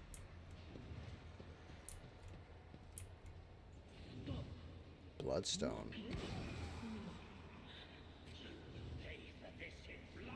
What are we doing? Warp mines. Bleeding. She's locked in melee now. He's got a dark lance. Abelard. There's two of them there. So what I'm going to get Abelard to do, because he's an absolute fucking champion, is to sworn enemy this idiot. Then I'm going to get him to charge to here. Then I'm going to reckless strike.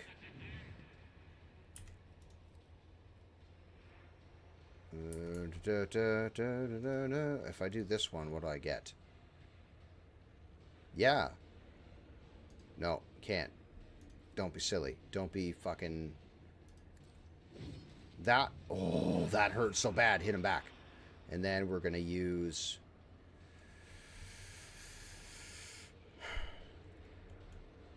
defensive stance.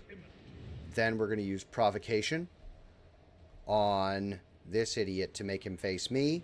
And he's going to do that. Hit him back. Now that you have your back turned, I think we're okay. Adira, can you step possibly away from all those guys? The veil is very thin. Let's do this. Was that you? Or I don't want to fuck with that because I don't really want to be facing down a demon right at this second, so Adira's going to have to wait. Marzahai, be a champ. Would you stand right here, please? And I'd like you to reckless strike this one from behind. Like that. And then I want you to walk right there so you can reach both. Then, because you're a two-handed fighter, I want you to put a target on... You're close enough. Use your reckless strike. Then I want you to use this ability so you hurt yourself to bleed more because you're a dickhead. And then I want you to use this ability and attack with that hand and kill that guy. And then if at all possible, I'd very much like you to go all the way to this fella and knife him. You didn't knife him.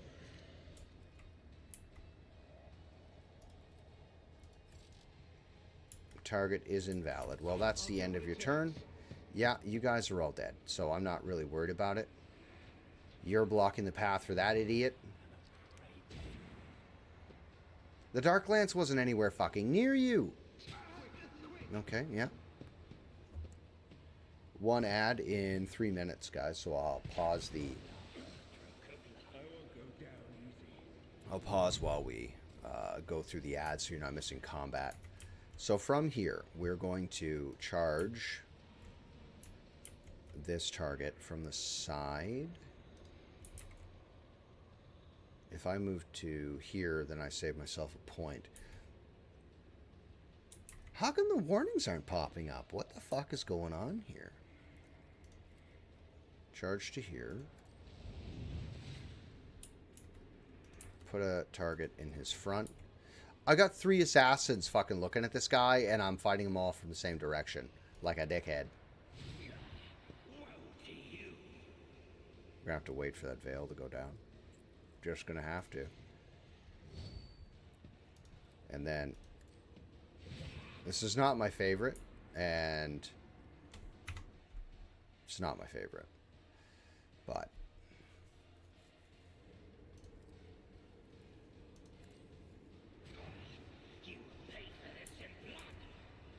And then that's the end of that turn, and now the grotesques are coming down. Ugh. Heinrich, that is a lot of fucking toxin damage you're taking there, son. Bleeding. Okay. I don't want to charge a grotesque. There she is. I guess we're going to have to go up there and fight him. It's the only way. So let's... Number 1. Charge him. Let's hit this guy with a fucking an enfeeble, please. Alright, that works for me. Please charge him. Oh, no! Put a target in the front, please and thank you. Then hit him with this. Oh, yeah. That Hand of a Bolus is so good.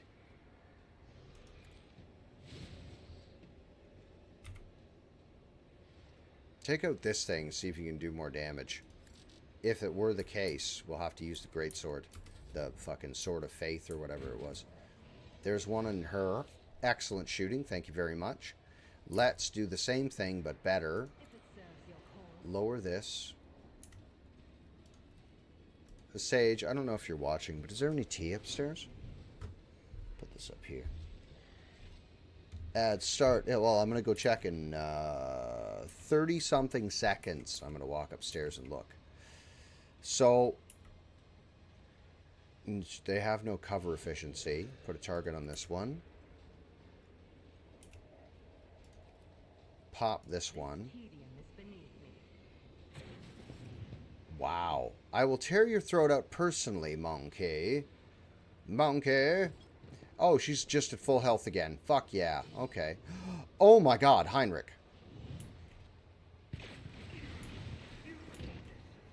Fuck.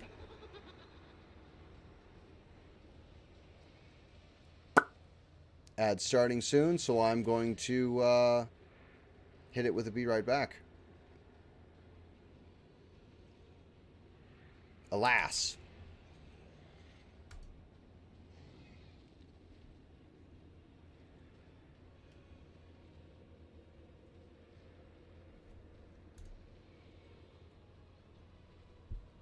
Alright, so I'm going to hit that with a be right back because there's an ad running.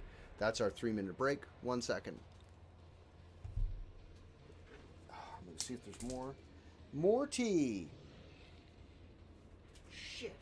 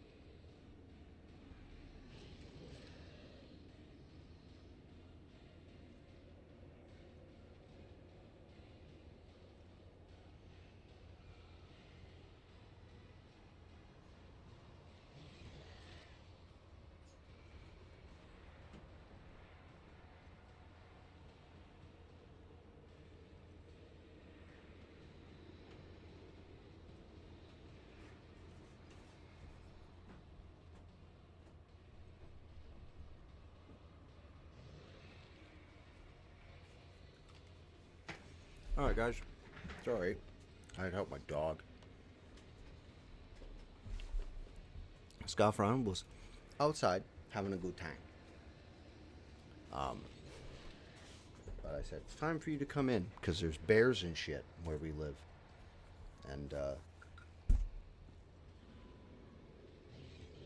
I left my glasses upstairs. Sorry, guys.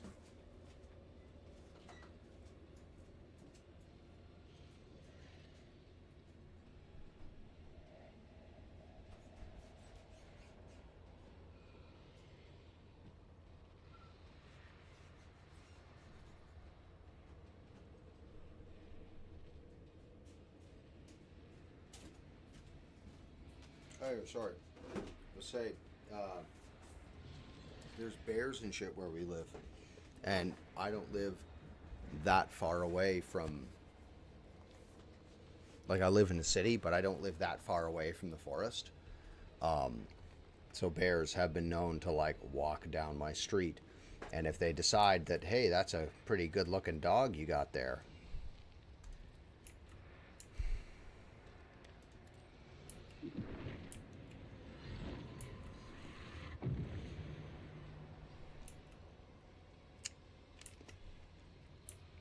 Okay, that's Heinrich.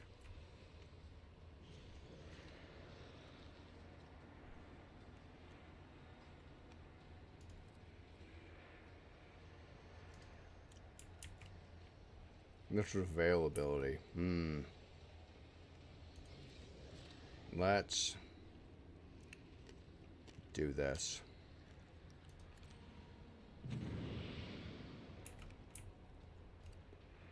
I may have inadvertently summoned a demon just now, but we're all right.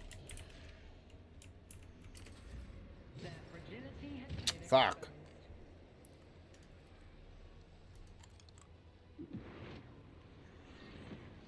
We're all right.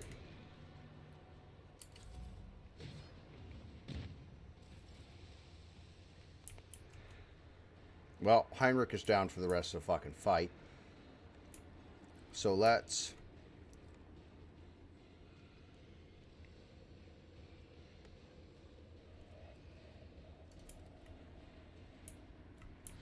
That's just waste ammo.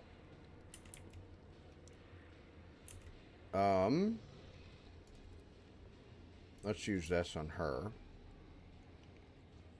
She hits very hard. Please kill her.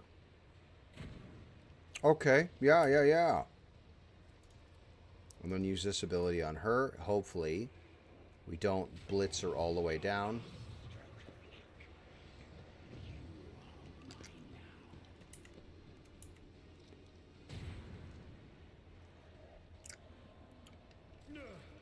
My ears are ringing. Where are you, Abelard? You're all the way down there.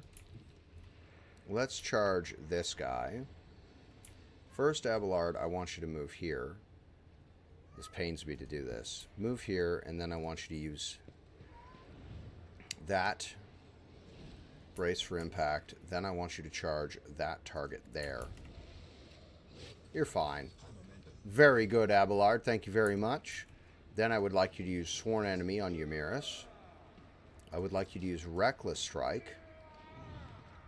Then I want you to absolutely fucking bludgeon her about the head and shoulders until she's dead. I don't care for that at all. I'd like you to use Endure. Then I want you to use Defensive Stance, because every time she fucks around, she's going to get it. And I don't... Oh, I could use... I don't want to kill her outright, is what I'm saying. So let's chop her down the best we can, because when she's gone, the heavy hitters, well, they'll be heavy. Oof.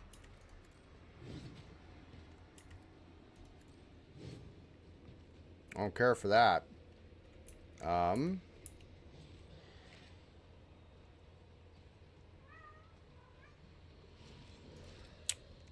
You know, more's the fool lie. She's already facing me, but I will do more damage against her. I was really hoping I'd do more damage than that. So, can you... She can't, eh? And that's it. That's the veil, fuck. Like, there's fucking ghosts all over the place here. This isn't panning out well for us.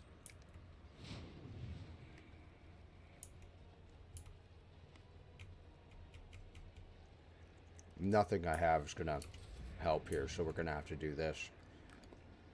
Marza, hi. Move here, please. And then I would very much like you to make yourself bleed because you're a dickhead.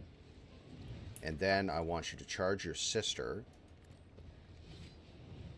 Yeah. I want you to place this target on her. Fuck.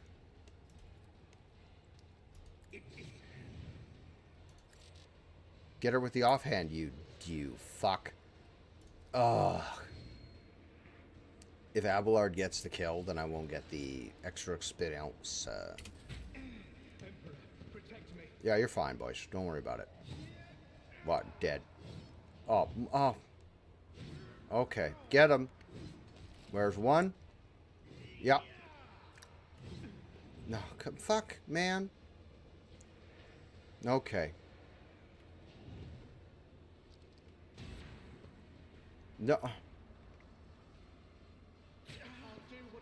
Alright, get in there. Get with Abelard. Yep. Okay. One. Please don't.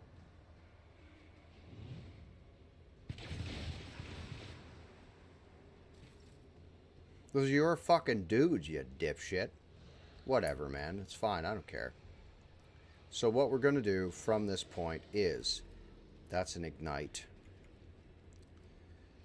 Everything does extra here. Oof. Let's put a target on your front. Let's use this. Okay. Because I don't want to use the veil. Most of his abilities are veil related.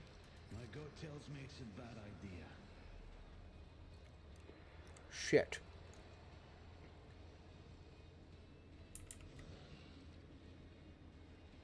And that blocks.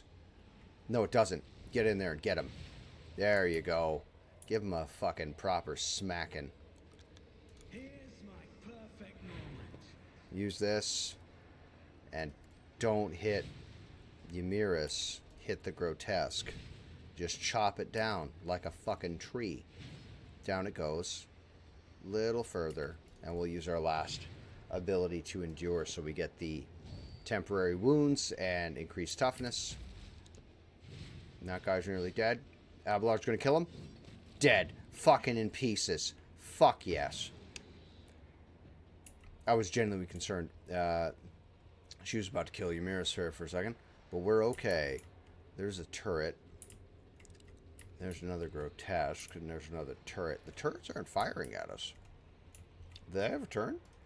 Oh, they do have a fucking turn. Okay, so they gotta go. Let's kill... It's got one. Let's do this. Kill him outright, please.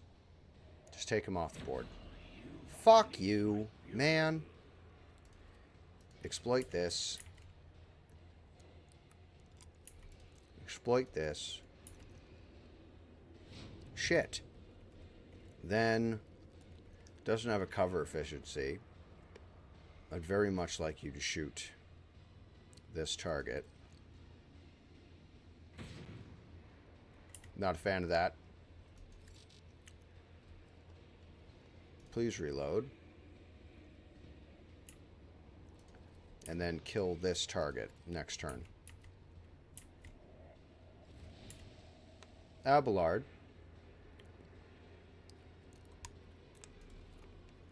Is he bleeding? This guy right here. Toxin. He's dead next turn. Abelard, be a champ. I'd like you to charge this target. Yeah, he's fine. Don't worry about it. He's fine. Nobody panic, and panicking is something that you're all doing. Then, Reckless Strike, which is a guaranteed crit.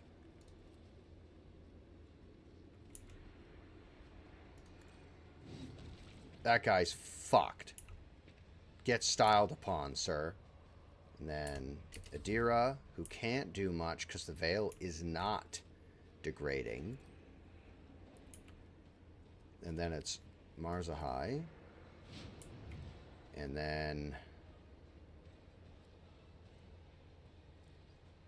that veil, though. Ugh.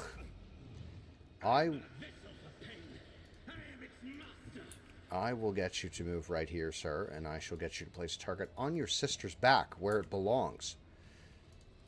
Then I will get you to knife her, please. Excellent. She's dead. That's done. That's also still there. Don't worry about it. You got the thing. I got the Achivo, or whatever. Make yourself bleed, because you're a dickhead. And get that, and then this ability, and then Reckless Strike, please. Then we're going to use your warrior ability to fucking chop him down. Okay, yeah, that's fine, don't worry about it. And chop him down. Yeah, make him bleed. Amazing. Because you're a fucking dickhead and do as you're told, you peen. That guy's dead. Very good. Amazing. You're so fast. That guy's dead? Fuck yeah. Okay, now it's just and then we're going to charge furthermore. Get into the fucking meat. Get into the melee. There's that. Then we're going to hit you with one of these targets. Then we're going to hit you with one of these. Ooh, yeah. Then I'm going to risk the veil. I didn't mean to do that. I tapped the space button, ending my turn, instead of doing the thing that I wanted to do. Fuck. It's fine. This is safer. This is safer. This is better. Nobody panic. Stop panicking. Swords, especially you. Put a target on him, please. I have so many assassins synergizing together. That's it. That's the end of the story. Everybody's dead. Where's your sister's corpse? And we did it with Buddy murdering his own sister, which is what he wanted. You're welcome. Marzahai turns to you. He's holding a crystal coruscating with otherworldly fire. Justin, look at this. Your enemy's soul is in the palm of your hand, under your complete control at the mercy of your desires. Is this not the greatest revenge for past wrongs? Does this thing offer any practical benefit? It does. Ymira's suffering will give me strength on the battlefield. Perhaps one day I will want to replace her soul with the essence of another, more worthy opponent. Well, that will not come to pass any time soon.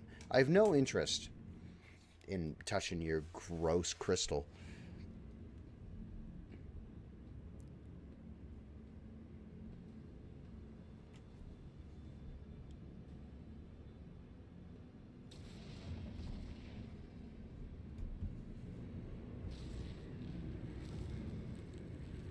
Okay, yeah.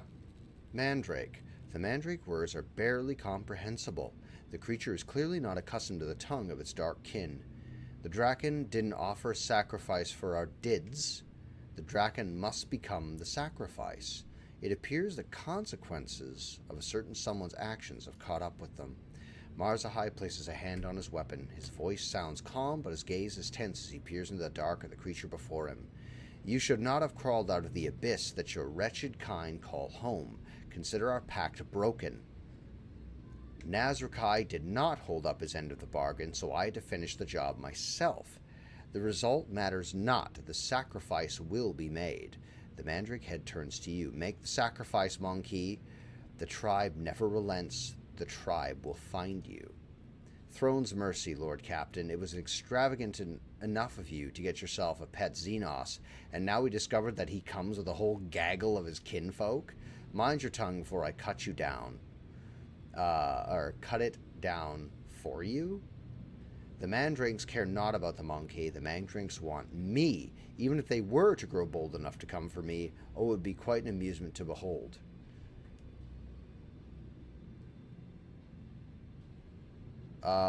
Fuck. Marzahai stays with me. Away with you, beasts. Drukari draws his weapon. And if your filth needs a lesson in the language of pain, shush, senseless creature, the tribe will find you, the tribe will have its sacrifice. We should have had the opportunity to betray him at that moment. Why didn't we? What the fuck?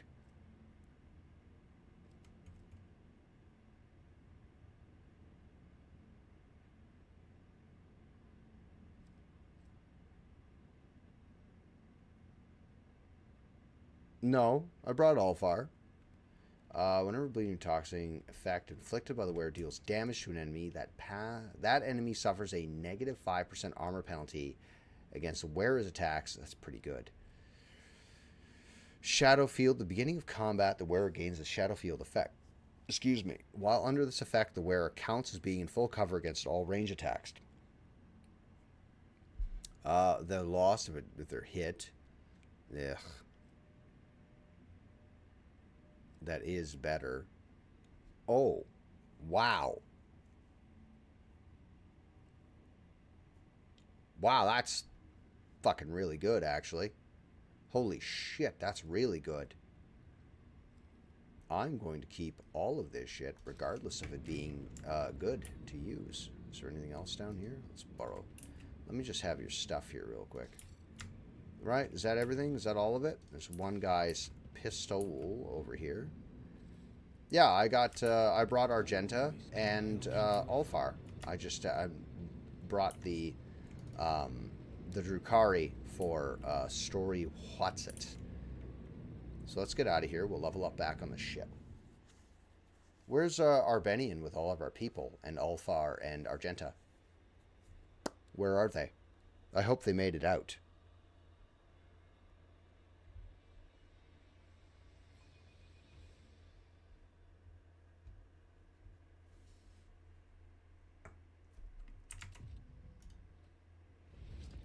Ah. Physical horrors of Camorra behind them. A long and arduous journey. Possible only with the help of a Xenos guide lay ahead for the rogue trader and his party. From one strange destination to the next, through unknowable environments, the mere sight of which could drive one to madness. There's Arbenian right there. Okay, yeah.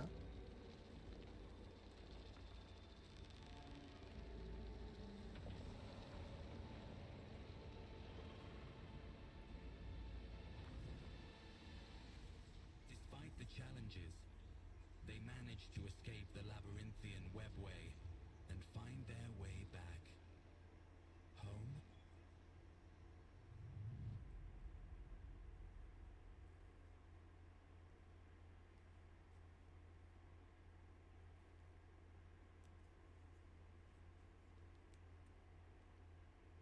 Oh, okay. We're just doing it. We're just going to run it twice.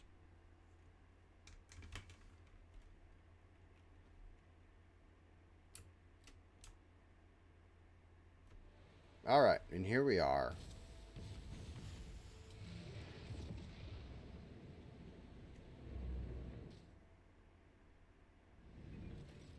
Okay.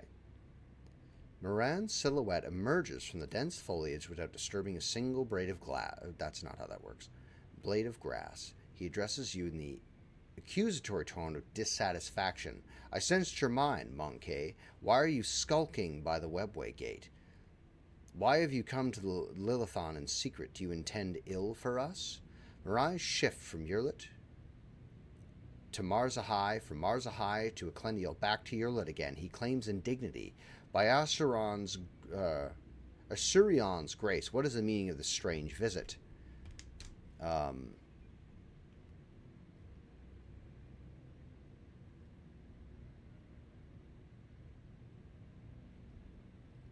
apologize for intruding on your hallowed ground. It is where my journey from Camorra has taken me. You come from Camorra. Miran says nothing for a moment, then continues, his voice shocked. Now I see. The gate refused to obey me because it was sealed from within by the Dark Ones, no doubt. The Lilithon was meant to become a slaughterhouse for the Drukhari. Miran's gaze bores into Yurlit for a few moments in a tense silence as he considers something in his mind. At last, he says in a commanding tone, "Your arrival is sudden, outcast Yurlit, but perhaps there is purpose behind it. You will serve your people shortly." I like that too, actually. I think that's really cool.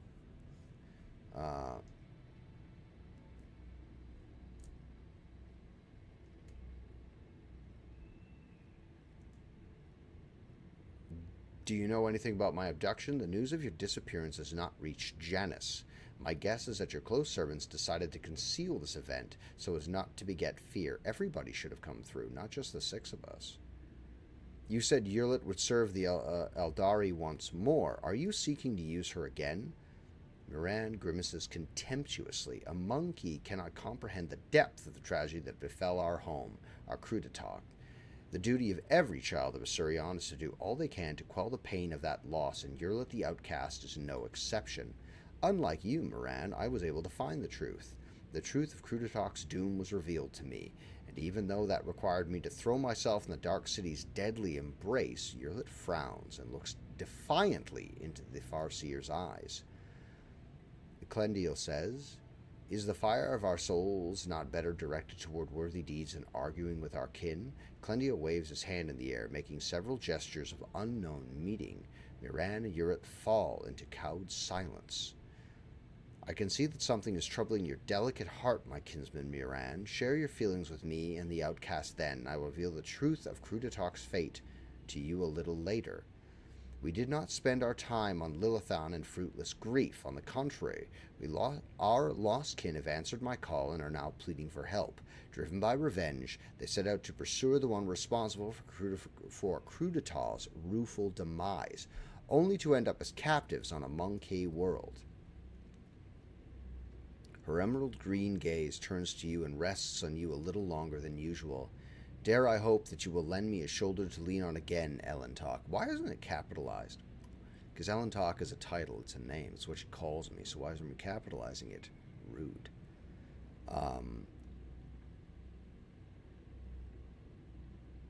"I will help you find your kin." Yurlit breathes out almost inaudibly and her shoulders relax. "I am grateful to you, Elentalk. How are things on Janus?"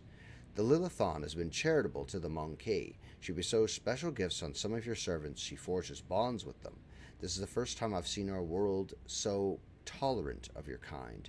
It reminds me just how much I still do not understand. Alas, your kin do not trouble themselves with contemplating this matter. They fear those gifted by the Lilithon, and they despise them and seek to kill them, and that does not surprise me at all." It's reasonable. Miran's voice grows pensive. The Lilithon slumbers restless. She has guarded a part of herself away from you. It is what the Monkey call the isolated region.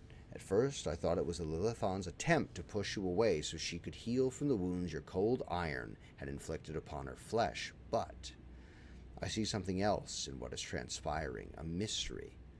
Your kinsman Clendiel helped us escape from Camorra. Miran exchanges long looks with Clendiel and says gravely, "This is where Clendiel's path and yours diverge, Monkey. He will stay here with us when you leave." Clendiel nods. "I am elated to be once more among those whom I shared Crudatalk's time of bloom, Miran."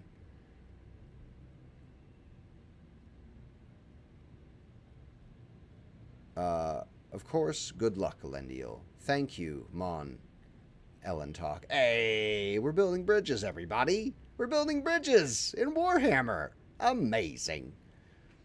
An iridescent haze momentarily clouds the world around you, and that moment is all it takes for the Miran to hide Clendiel behind a veil of Xenos sorcery.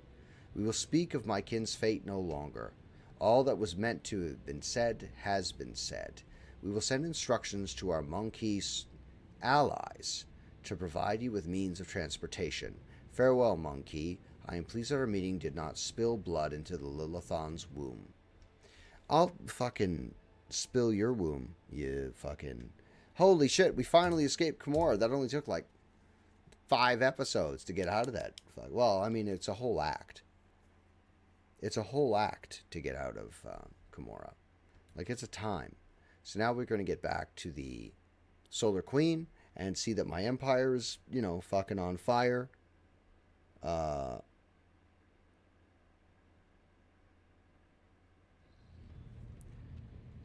There she is. We got everybody back. There's Jay.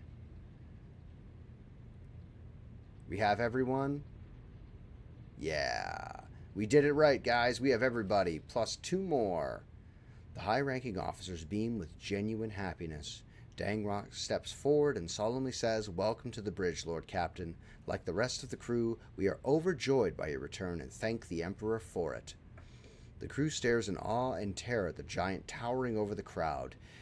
Some make the sign of the Aquila on their chest, others collapse to their knees with prayer to the God Emperor on their lips. This wave of pious shock does not seem to discompose Ulfar in the slightest. He just chuckles in his beard and glances around curiously. Marzahai's presence alone is enough to elicit gasps of dismay and whispers from the crowd. Drukari ignores all Monkey reactions to his person and surveys the ship's bridge, examining every detail with ostentatiously cool interest. His markedly casual posture is belied by the subtle and unusual tension in his body. "Shireen, light of my eyes, I am overjoyed to see you among us once more. Truly the Exalted One is merciful for showing you the way back home. I hope all the Ashmags who left us to languish without our Lord Captain have already become food for the warp demons."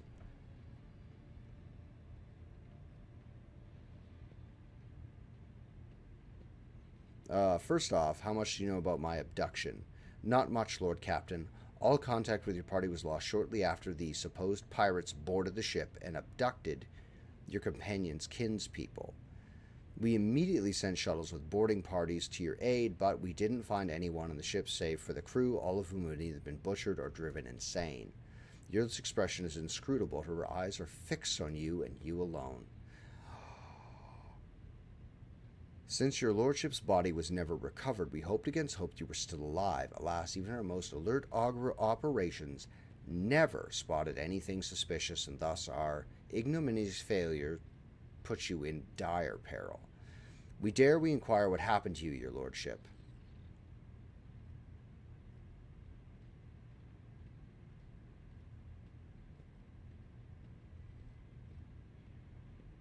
"That's not what happened. Yurla helped the Drukari abduct me. She didn't do that."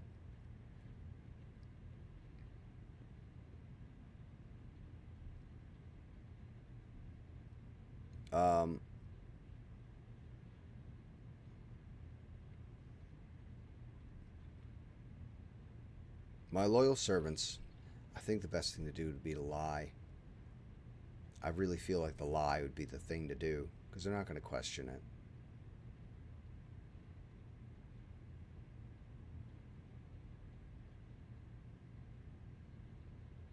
They did. This is true, though. But their plan, it did fail. I'm once again with you. Are you with me? It did fail. Every part of the Drukari plan fucked up. All of it. It was amazing what a colossal fuck up the whole thing was. So this is actually true. But death to the enemies of House von Valancius. Show us the culprits and we'll tear the heads off the lot of them and stack them next to your throne, Lord Captain. Not quite that zealously. The furious officers grabbed their weapons and seized to crush the foes who dared breach the sanctity of your person right here and now. This is so touching. Marzahai's voice is laced with venom. Where's my ship been all this time? The officers' council decided to take the ship to Footfall, where one can hear the gossip of the entire expanse. Our agents tirelessly searched for information about your lordship. We'd even heard a whisper of where you were imprisoned, and we would have immediately launched a rescue expedition. While you were absent, Lord Captain, we've made every effort to find you. That resulted in a number of modifications to ships that have significantly upgraded it. Thanks to a favorable deal secured by the High Factorium, the ship is now equipped with state-of-the-art augur systems and direction finders from Kiva Gamma. That is quite enough fawning and fussing. I wish to return to my duties immediately. A bug. Danrock throws up his hands, but the crew is overcome with joy. We should have had a party. The Vactorium smacks his lips awkwardly and adds in a quieter voice, Lord Captain, the senior officer will report to you shortly. In your absence, we received a number of astropathic messages and dispatches that demand your attention. Should have thrown a party. Should have thrown a party. Nomos, the group of servitors suddenly stirs, and their movements frighteningly identical even for automations. They stare at you and say in perfect unison, Hello, Nomos have come to welcome you back. We sense that a great deed has been done, a vivid imprint on your existence. You did something very important. What was it? I escaped from a dark city of Xenos and showed them mercy, which technically I did. It suits you.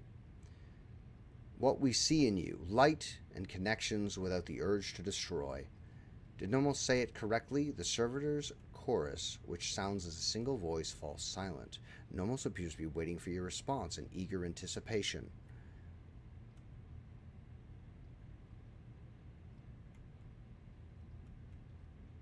I'm glad that you are learning to understand me, Nomos. After a long pause, the servitor's chorus responds with unexpected forcefulness. Nomos are glad too. We must go now. We will come to speak with you later. Another pause follows, so long that the silence becomes more piercing than a scream. Then the servitors finally break it. We felt sadness, and we could no longer communicate with you, and we were worried about your fate. One can detect with the naked eye the movement. When Nomos leaves the bridge, the servitors stop moving in sync and slowly shuffle off to their posts. That's very sweet that the ship's machine spirit missed me. I feel bad now. We should have thrown a party for the crew. I mean, you know, like a proper orgy. Something.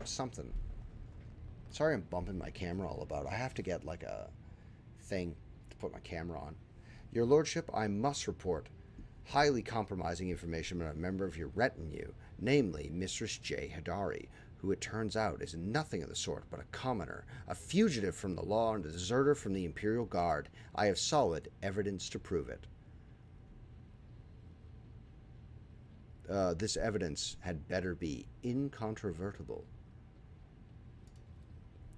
The High Factorium bows and holds out a data slate to you. It's all here, your lordship. Official records from the Administratum, attend stations from the Departamento Munitorum, and much more besides.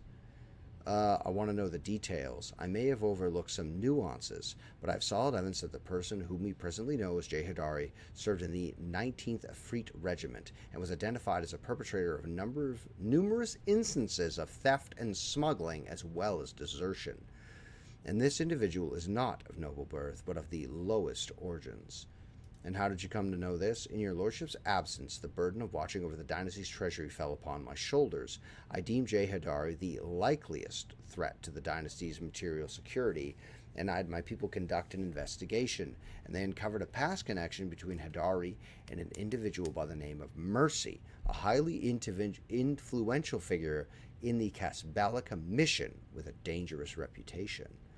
Fearing that the predatory interests of the Casbalica would pose a threat to your coffers, I began my own investigation, and it was entirely reasonable to suspect collusion of some kind between Hidari and Mercy, and so my suspicions were confirmed. The two were connected, and it was from Mercy's associates that I acquired the compromising intelligence on Hidari.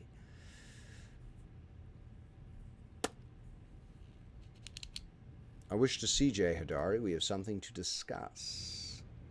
Why are you walking around with your gun out? Shot me, did you, you little wannabe quester? Jay's voice and bearing undergo a stark transformation. Biting soldier slang cuts through her typical gentle speech. Don't miss a thing, your servants, Justin, and they're sneaky as, too. They'll climb up a grok's arse to find out what they want to know.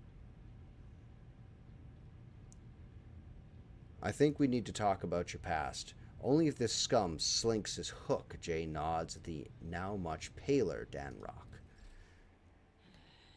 Well, your lordship, ask away. I'll tell it like it is. I'm not going to try to wriggle out of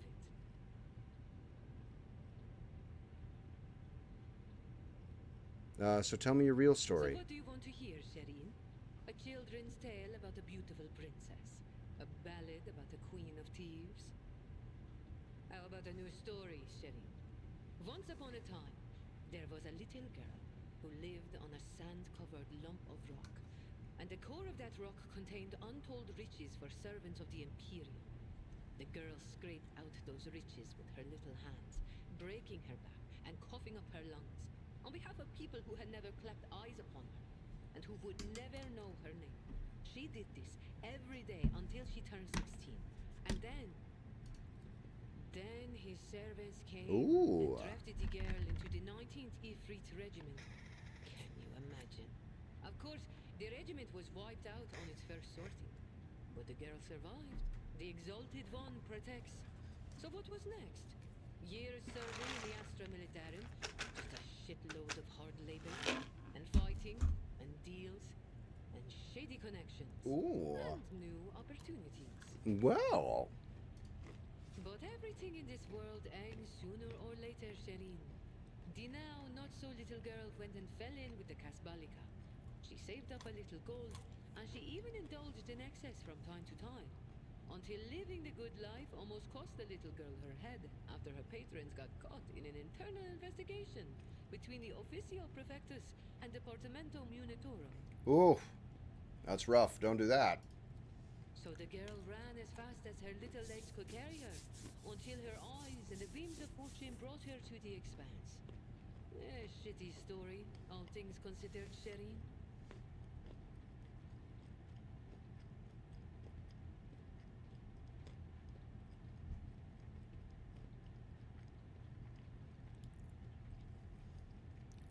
I knew you were no princess. Really, Shireen? And there I thought you were quite ready to believe my time-honed thespian performance. Ooh. Do you have a family?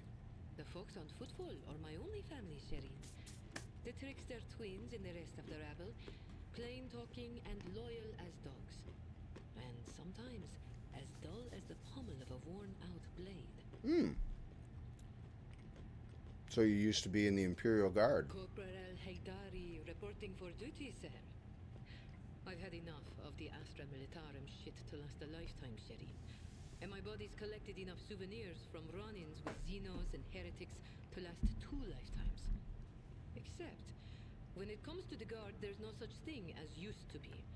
That wretched life sank its claws into me good. But that also means I remember what it's like to be a small, shaking, insignificant pawn. And that's why I appreciate what I have now all the more. Well, okay. So how'd you get involved with the Kasbalika? What? You think it's difficult? Once me and my fellow guardsmen snuck into the upper city in search of a good watering hole, where the high and mighty of that world congregated. Another time, our regiment was sent to defend the tallest spires on a hive world. And I had an epiphany. I saw how the other half lives. And by half, I mean the ones born with a diamond spoon in their mouth, instead of an entrenching shovel rammed up their arse. My eyes were open to the truth, Shireen. The Imperium is full of opportunities, even for people like myself. The trick is knowing whose palms to grease, whose boots to lick, whose throat to squeeze, and whose arses to kick. I was very popular with everyone in the Guard Command, you see. I'd procure things for them, whatever they wanted. And so the Kasbalika took notice. Oh. So are you a deserter as well? You know, Shireen, I could still be bouncing around from one world to another, holed up on tired old ships with only venal grunts for company, if I hadn't decided I wanted more for my life. I accepted a shipment from the Kasbalika of certain chemicals. You know, for carnal pleasures and the like. Some bigwig was throwing a party to celebrate his 5th decade in the service. 50 years as a guardsman. Jesus. And that's when I got the attention of the newly arrived commissar. I was rummaging through the pockets of Astra Militarum with one hand and shuffling the Kasbalican cargo with the other. You can imagine what would have happened to my head had the commissar not started with my higher-ranked patrons. So that explains the lung implant, but what about the hand? It was orcs. Not everything I say is a lie, Shireen. Okay. Who the Never mind. So who's this Mercy that Dan Rock has accused you of associating with? We knew each other once. He helped me make the move to the Expanse and establish my first connections. But that's an old story I prefer not to poke at if I can help it. Things are good in my life now, and I don't need mercy. Okay, about your new persona. Are you worried I'm going to start spitting on the deck and shriveling your officers' ears with my foul tongue? Don't be, Shireen. I much prefer being seen as a princess rather than a deserter. I'll continue to play the part in front of the others, but you wanted to talk frankly, so I've dropped the act. All right, I think we've covered everything. Return to your duties. Sir, yes, sir. Your lordship, Shireen. I'll be here, all primed and ready to go. I don't care. I love Jay. She's not going to make me fall in love with her, though. God damn it. Okay. Danrock adjusts his jacket before addressing you. Now then, Lord Captain, shall we get to business? We have a number of items to go over. The Expanse is in flames, your lordship. Squadrons of smaller groups of despicable Drukhari raid our system. The cult of the Final Dawn has emerged in full force, wreaking havoc everywhere. We've heard rumors of the fall of Santel's pride, House Chorda's world, an outrageous sacrilege given how abundant and inexpensive promethium is there. Strife has broken out between House Winterscale and House Chorda. Chaos reigns everywhere. Only the esteemed Lord Inquisitor is trying to fight it, concentrating all available forces at footfall to draw them into a fist that will smash the rampaging heretics and Xenos vermin. What do you mean, what kind of Xenos are attack? What do you mean, what kind? They just said it to you. Ugh. Drukhari, your lordship, the squadrons, both large and small, are invading the Expanse, unleashing carnage on planets. Excuse me.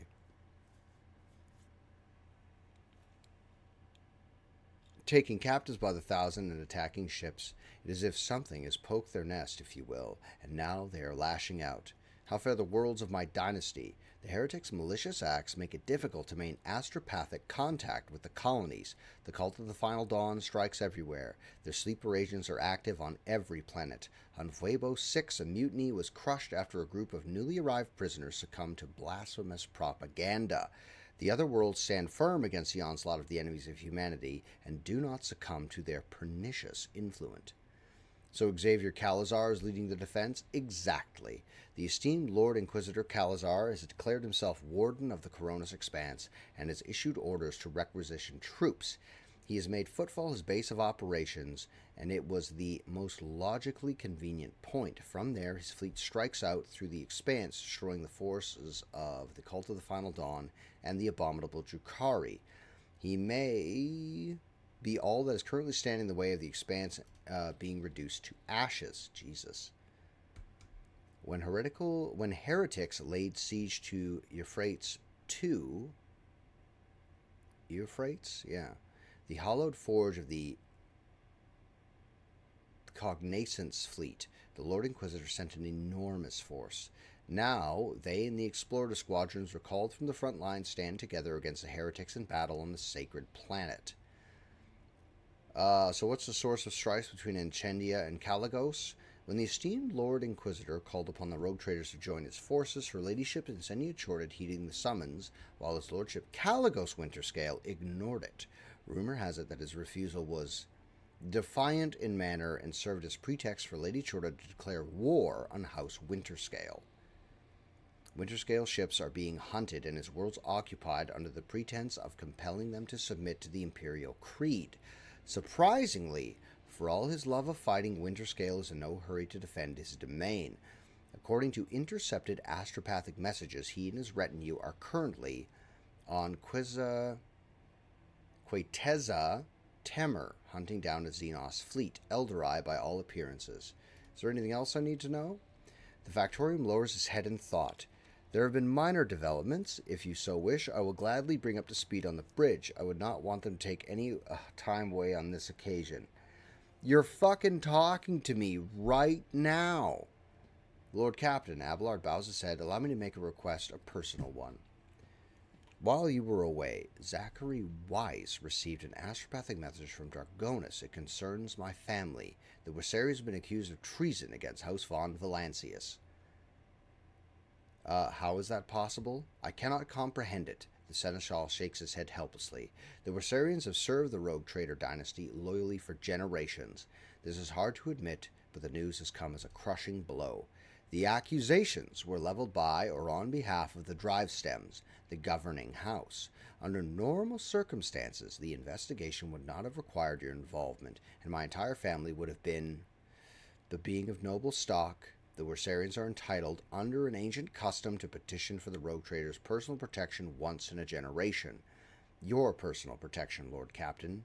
Abelard raises his gaze to you. Do not deny us that honor, I implore you.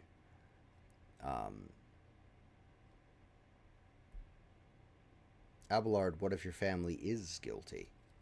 Then traitors will accept their due punishment. I have never relied on my position as immunity guarantee, and I will not even try to sway your decision, as long as it is fair and balanced. Tell Zachary Wise to send a message to Argonis saying I will personally take part in the investigation. Abelard breathes a sigh of relief and seems to grow an inch or two taller. It will be done, Lord Captain. Obviously they're full of shit, and the Warsarians would never fucking betray me. Adira hurriedly enters the study, sniffling and hunching her shoulders. She looks haggard.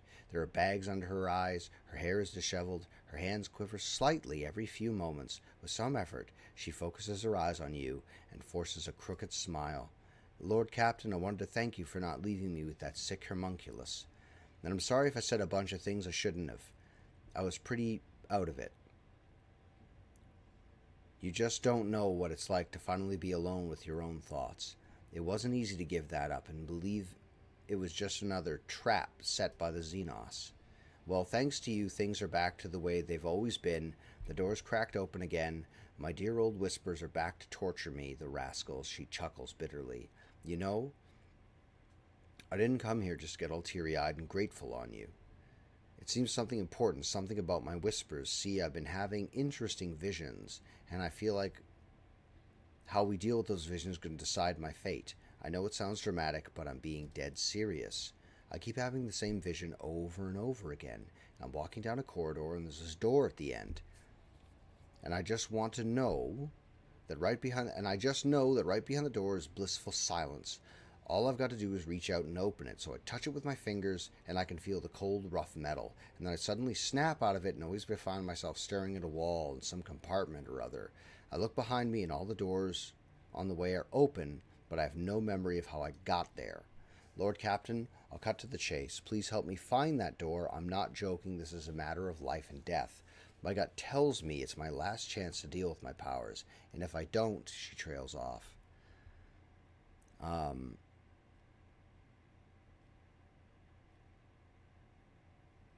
Before I make my decision, I have questions to ask you. Absolutely, Lord. You know what I love about Adira? Absolutely, Lord Captain. Ask me anything, I'll try my best to answer.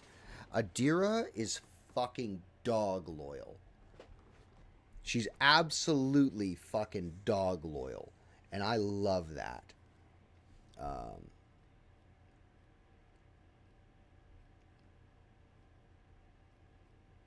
Okay. What do you think is behind the door? I've no idea. Maybe it's some incredible implant from the Tech Priest's secret stores? Or I don't know, a serum kept in the Inquisition's vault? If there's such thing as archaeotech, right? Excuse me. Plenty of it lying around. Maybe some of it could help me. Adira is trying to maintain a facade of confidence while simultaneously pulling at a hangnail so hard her finger begins to bleed. Do your visions contain any clues on where to start looking? Vague ones, as usual. I think I can hear the muffled cries of some weird birds, and my head is sweating like it's somewhere hot. I'm surrounded by rockcrete, your everyday Imperium stuff, except it reeks of burnt fresh, fried cables, and chemicals. And it gives off a sense of despair. Suffering, thick like tar, hangs in the air. Gets into your nose and throat and makes you sick. I've only been in one other place that felt like that, the homunculus's lair. Sorry, that's about it. Nothing more concrete. But I think if we get close enough, I'd sense it immediately. Is the door you describe similar to the door your whispers come from? Well, no. Well, I don't know. It feels different. The one from the visions feels very, I don't know, real? I can even touch it. It's definitely not an illusion, and it really does exist somewhere, and trust me, neither of us want to open the other door, the whispering one.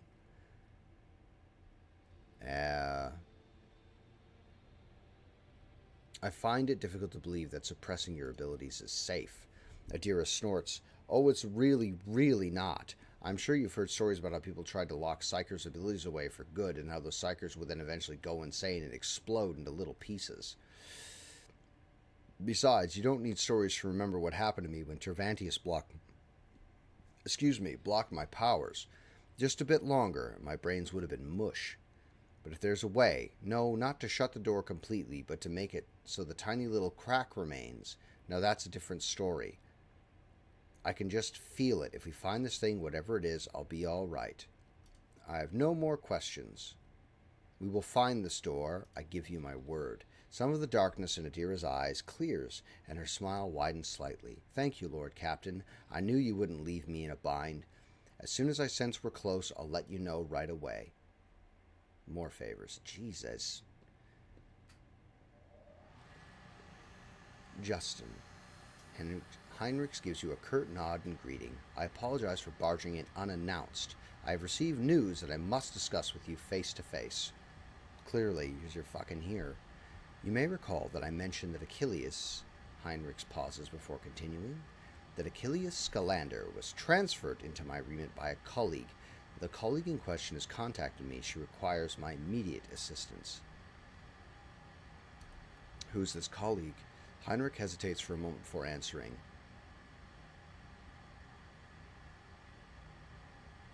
Emil Ina?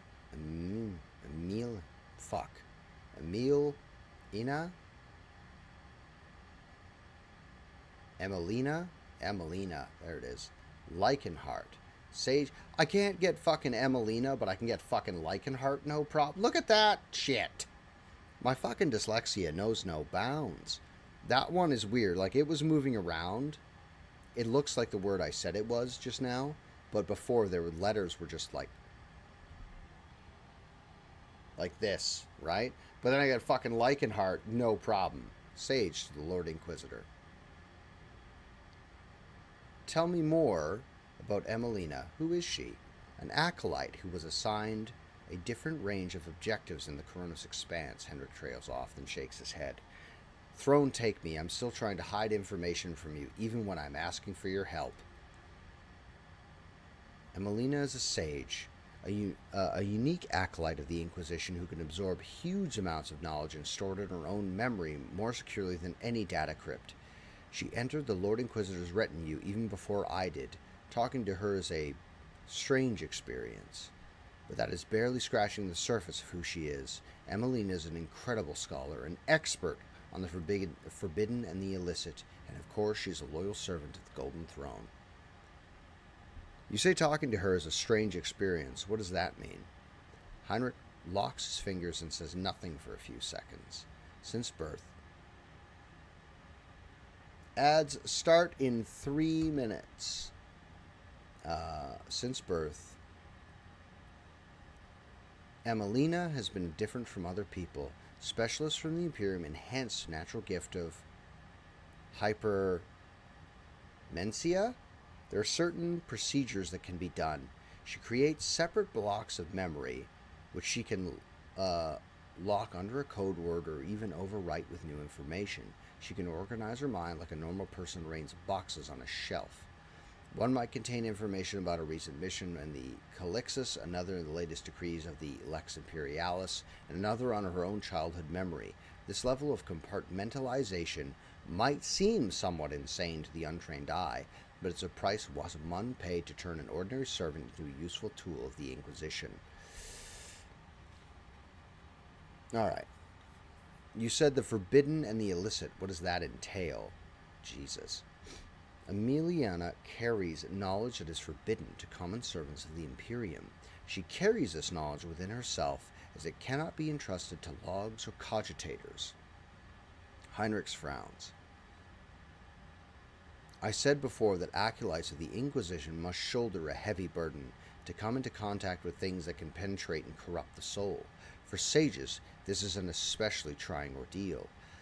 Emiliana's hypermencia has been enhanced so that she now remembers everything she sees, however briefly. After many years of service, she is examined and seen enough to become an unrivaled expert in this field. You speak of her with obvious affection.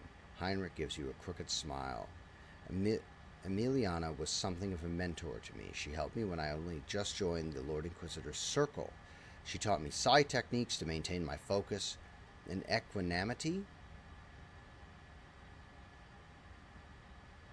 She trained me in the finer details of working with archives and data crypts. She gave me the chance to unwind a little in my post by playing games of regicide with her. 40 seconds. I believe I have a clear picture of Emiliana now. What was her message? Emiliana's message is incomplete and distorted. It is impossible to make sense of every word. The only thing we know for certain is that an acolyte of the Inquisition is asking me to go immediately to Photon 4, a remote planet. In her message, she seems to be requesting either military support or help with an evacuation.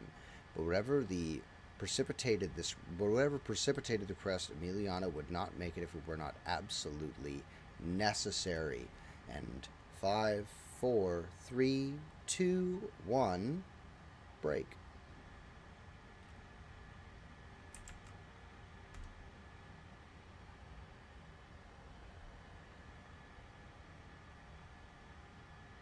And now we'll just wait.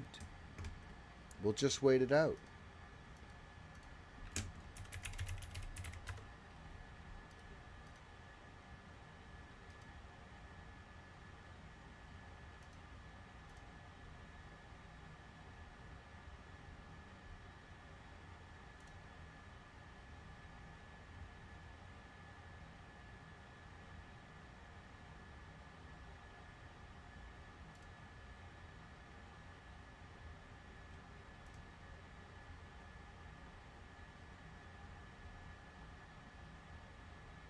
Right. So, here we are. You know what I didn't do?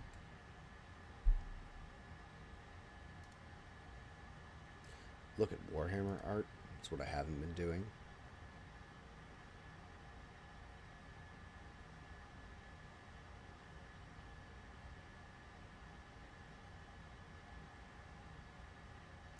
Oh.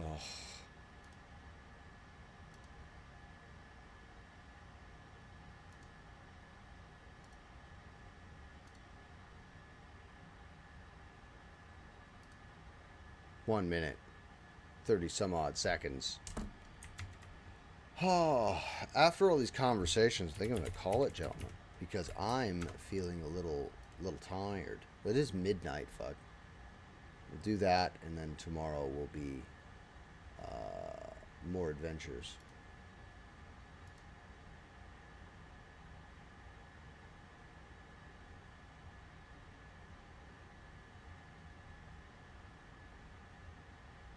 Sounds terrible.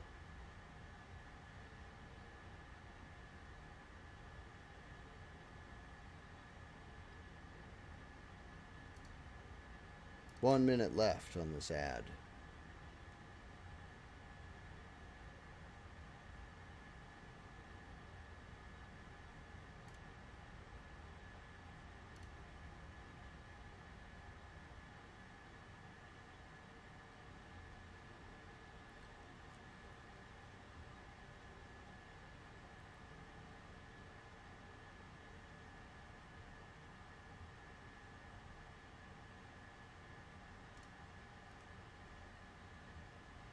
This? Oh no, I don't think so. I'm getting ads. Getting ads to be a truck driver.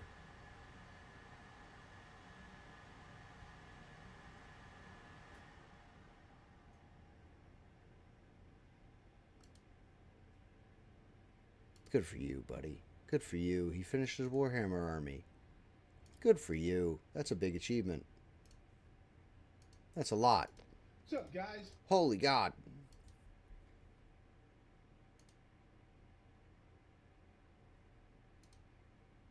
Are we done here? Oh, good.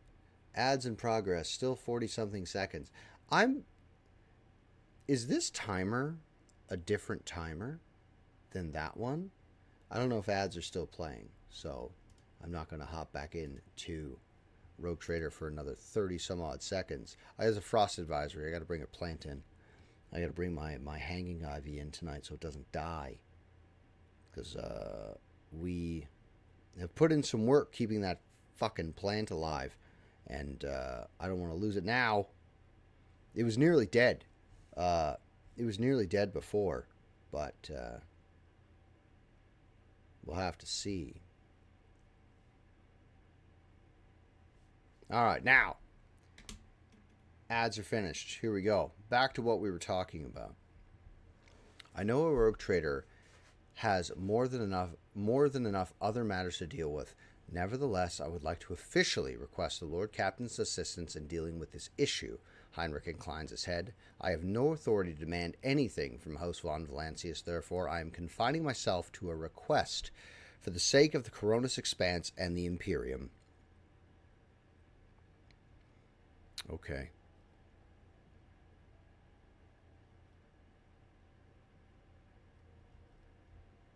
Is there any hint of what exactly is threatening Photon 6?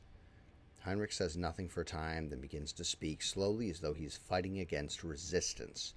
For the avoidance of leaks, the details of the objectives of specific acolytes shall remain a secret. All I can tell you is that the primary threat that Amelia was dealing with in the Coronis Expanse was Xenos, in particular Drukhari raids on distant systems. A sage is ideally suited for gathering data about chronology on this problem and finding appropriate methods for combating it. As for what Amelia was doing on Photon 4, not 6, 4, specifically, I don't know. I don't know any details about the world itself, only that there are humans there, and so it has been colonized, or a garrison has been established there. The cult of the Final Dawn has been my top priority here, and my investigation has given me no cause to turn my attention to that planet. How did you circumvent me and acquire this information from the astropathic message? The interrogator's eyebrows lift. Lord Captain, a rogue trader may be in a position to challenge the Inquisition's authority over their soul, mind, and actions, but a rogue trader's astropath and Vox officers? Hardly. Reasonable. That's reasonable. I shall help you. We shall go to Photon 4 and put an end to this threat. Thank you, Lord Captain. I am confident that this minor deviation from our primary course will help to stem the spread of anarchy in the Coronis Expanse, if only slightly, and at the very least we won't be outflanked. I've already spoken to the navigation crew and provided them with the coordinates of Photon 4. We can set a course for it as soon as you wish to give the order. We have a lot to do. Oh my fucking god!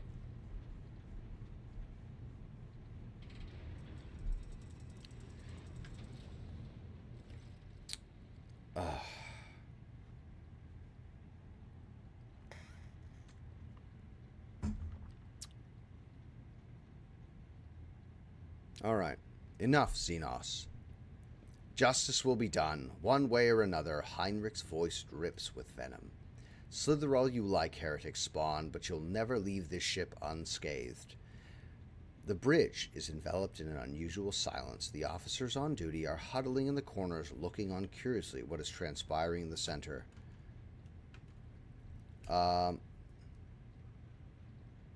Heinrich, what punishments awaits him who failed to realize his own acolyte was a traitor?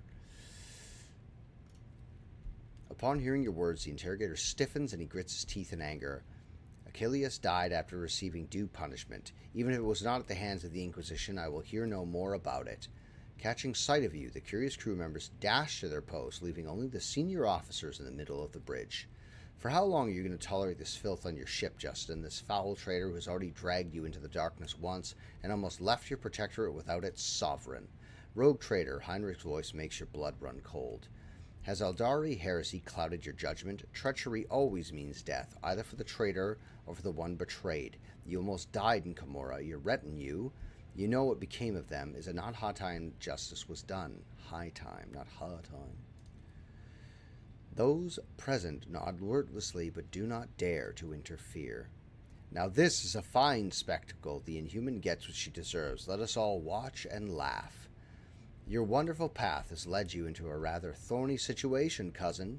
You refused to beg for mercy in Camorra, and now you have to lick the boots of the Monkey. Silence, Xenos, your turn will come. Yurlit does not react to the curses and being slung at her. With an imperturbable expression, she watches the crowd before her and then turns her gaze to you.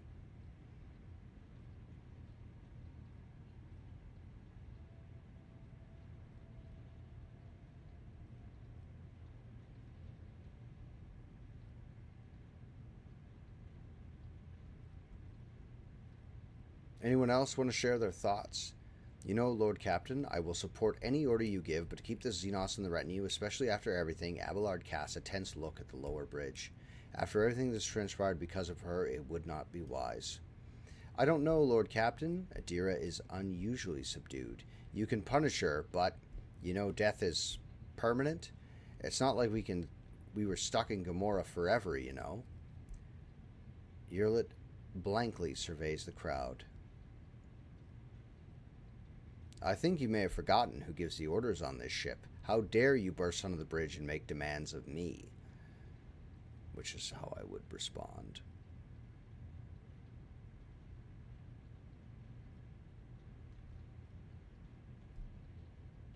I think Yurlit should apologize, actually. Hopefully they don't fucking kill her, because if they do, then I will have to goddamn... Because it wasn't just me, Yurlit fuck. She did fuck everybody. Like, well, the 5 people that came with me. Not the wolf. Not the wolf and not the Drukhari. Yurlit will now apologize to everyone who was harmed by her deed, and that will be enough. Marzahai laughs airily, and now the Asuryani will walk on her hind legs before the monkey. I am glad I decided to drop by to see what all the fuss was about. Yurlit's face contorts in a mix of emotions. This was the wrong choice. From anger and hatred to dejection and despair, but soon she musters her courage and in stilted, barely audible voice says, My words will not heal the wounds on your bodies, and still I regret what you had to endure because of me. Words will not fix what has been done. The interrogator grips his weapon, but he hesitates, shifting his intense gaze from you to the Xenos, then back. The Xenos apology rings hollow. There is neither repentance nor truth in them. Shit, that was the wrong choice.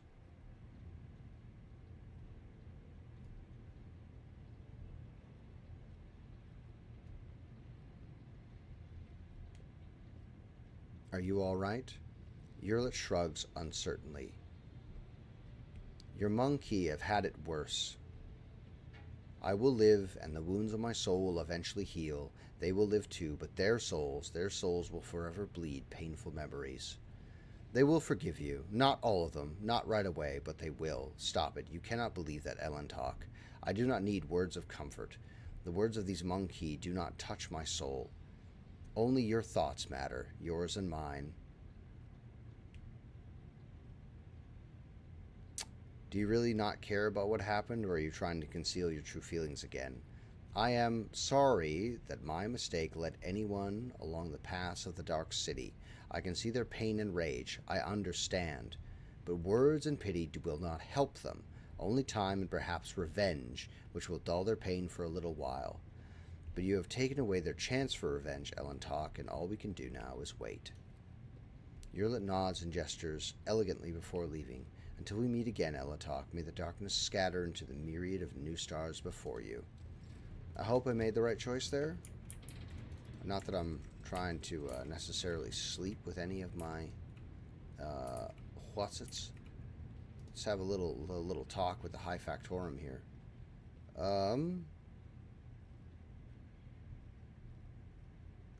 Let's check out our goods. We have some stuff to sell. I only have that much? Really?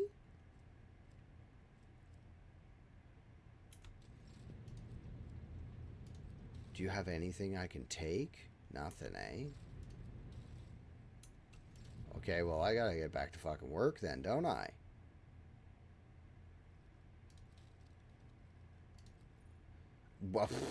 Wow. Holy shit, that's a lot of stuff.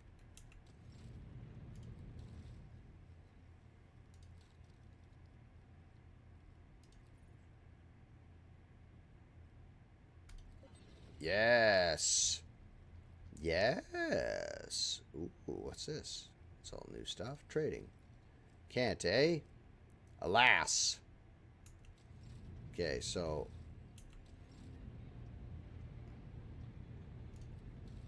let's just sell a little bit of what's it's here. I only need like 300. That puts me up 1 for that faux hammer, even if we're just going to sell it again. Oh, man, no, that's sick. Has 2 melee weapons equipped, and they gain 10% weapon skill and 15% crucial damage. Crucial? Critical. Where the fuck did I get crucial from? What does that even mean? The Archmilitant's boots. That's pretty good. Okay, well, anyway, guys, listen. It is... How long have I been on? I've been on for almost 3 hours. It is 12:13 in the fucking morning for me. So let's pop this over here for a second. Move that like that. Hit this thing and go right here. So let's see what we can do here. Let's see who's on. Let's see if we can share the... Oh, first of all, wait, how many people are even here? 3? That's enough. That's enough.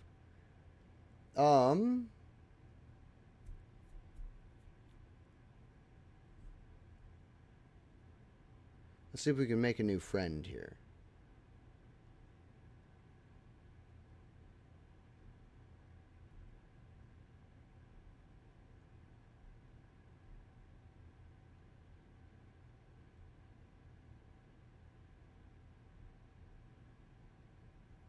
Let's give this gentleman a listen here real quick.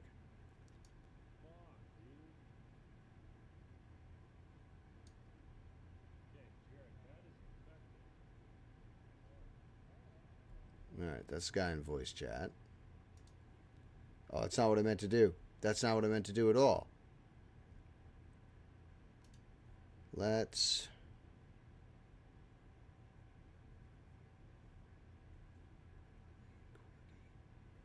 This is familiar to me.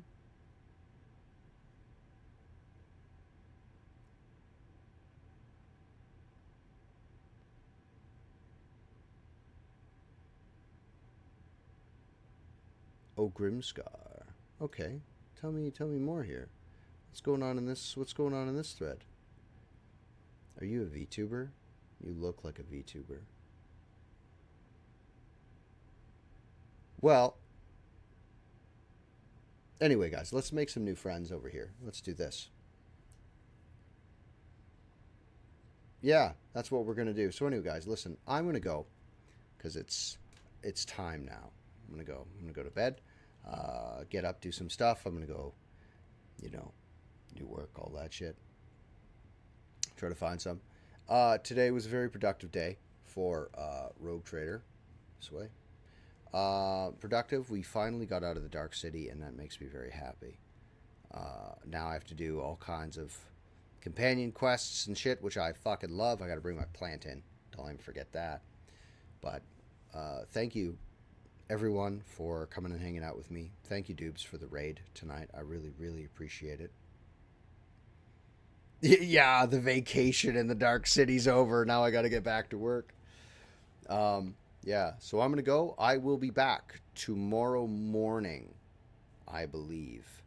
Yeah, I'm gonna be back tomorrow morning for more Rogue Trader. Everybody's gonna be playing like fucking Space Marine 2 and shit, but what can you do? Anyway, guys, I'm gonna go. What I need you to do is look after yourselves, look after somebody else, and I will see you next time. Goodbye.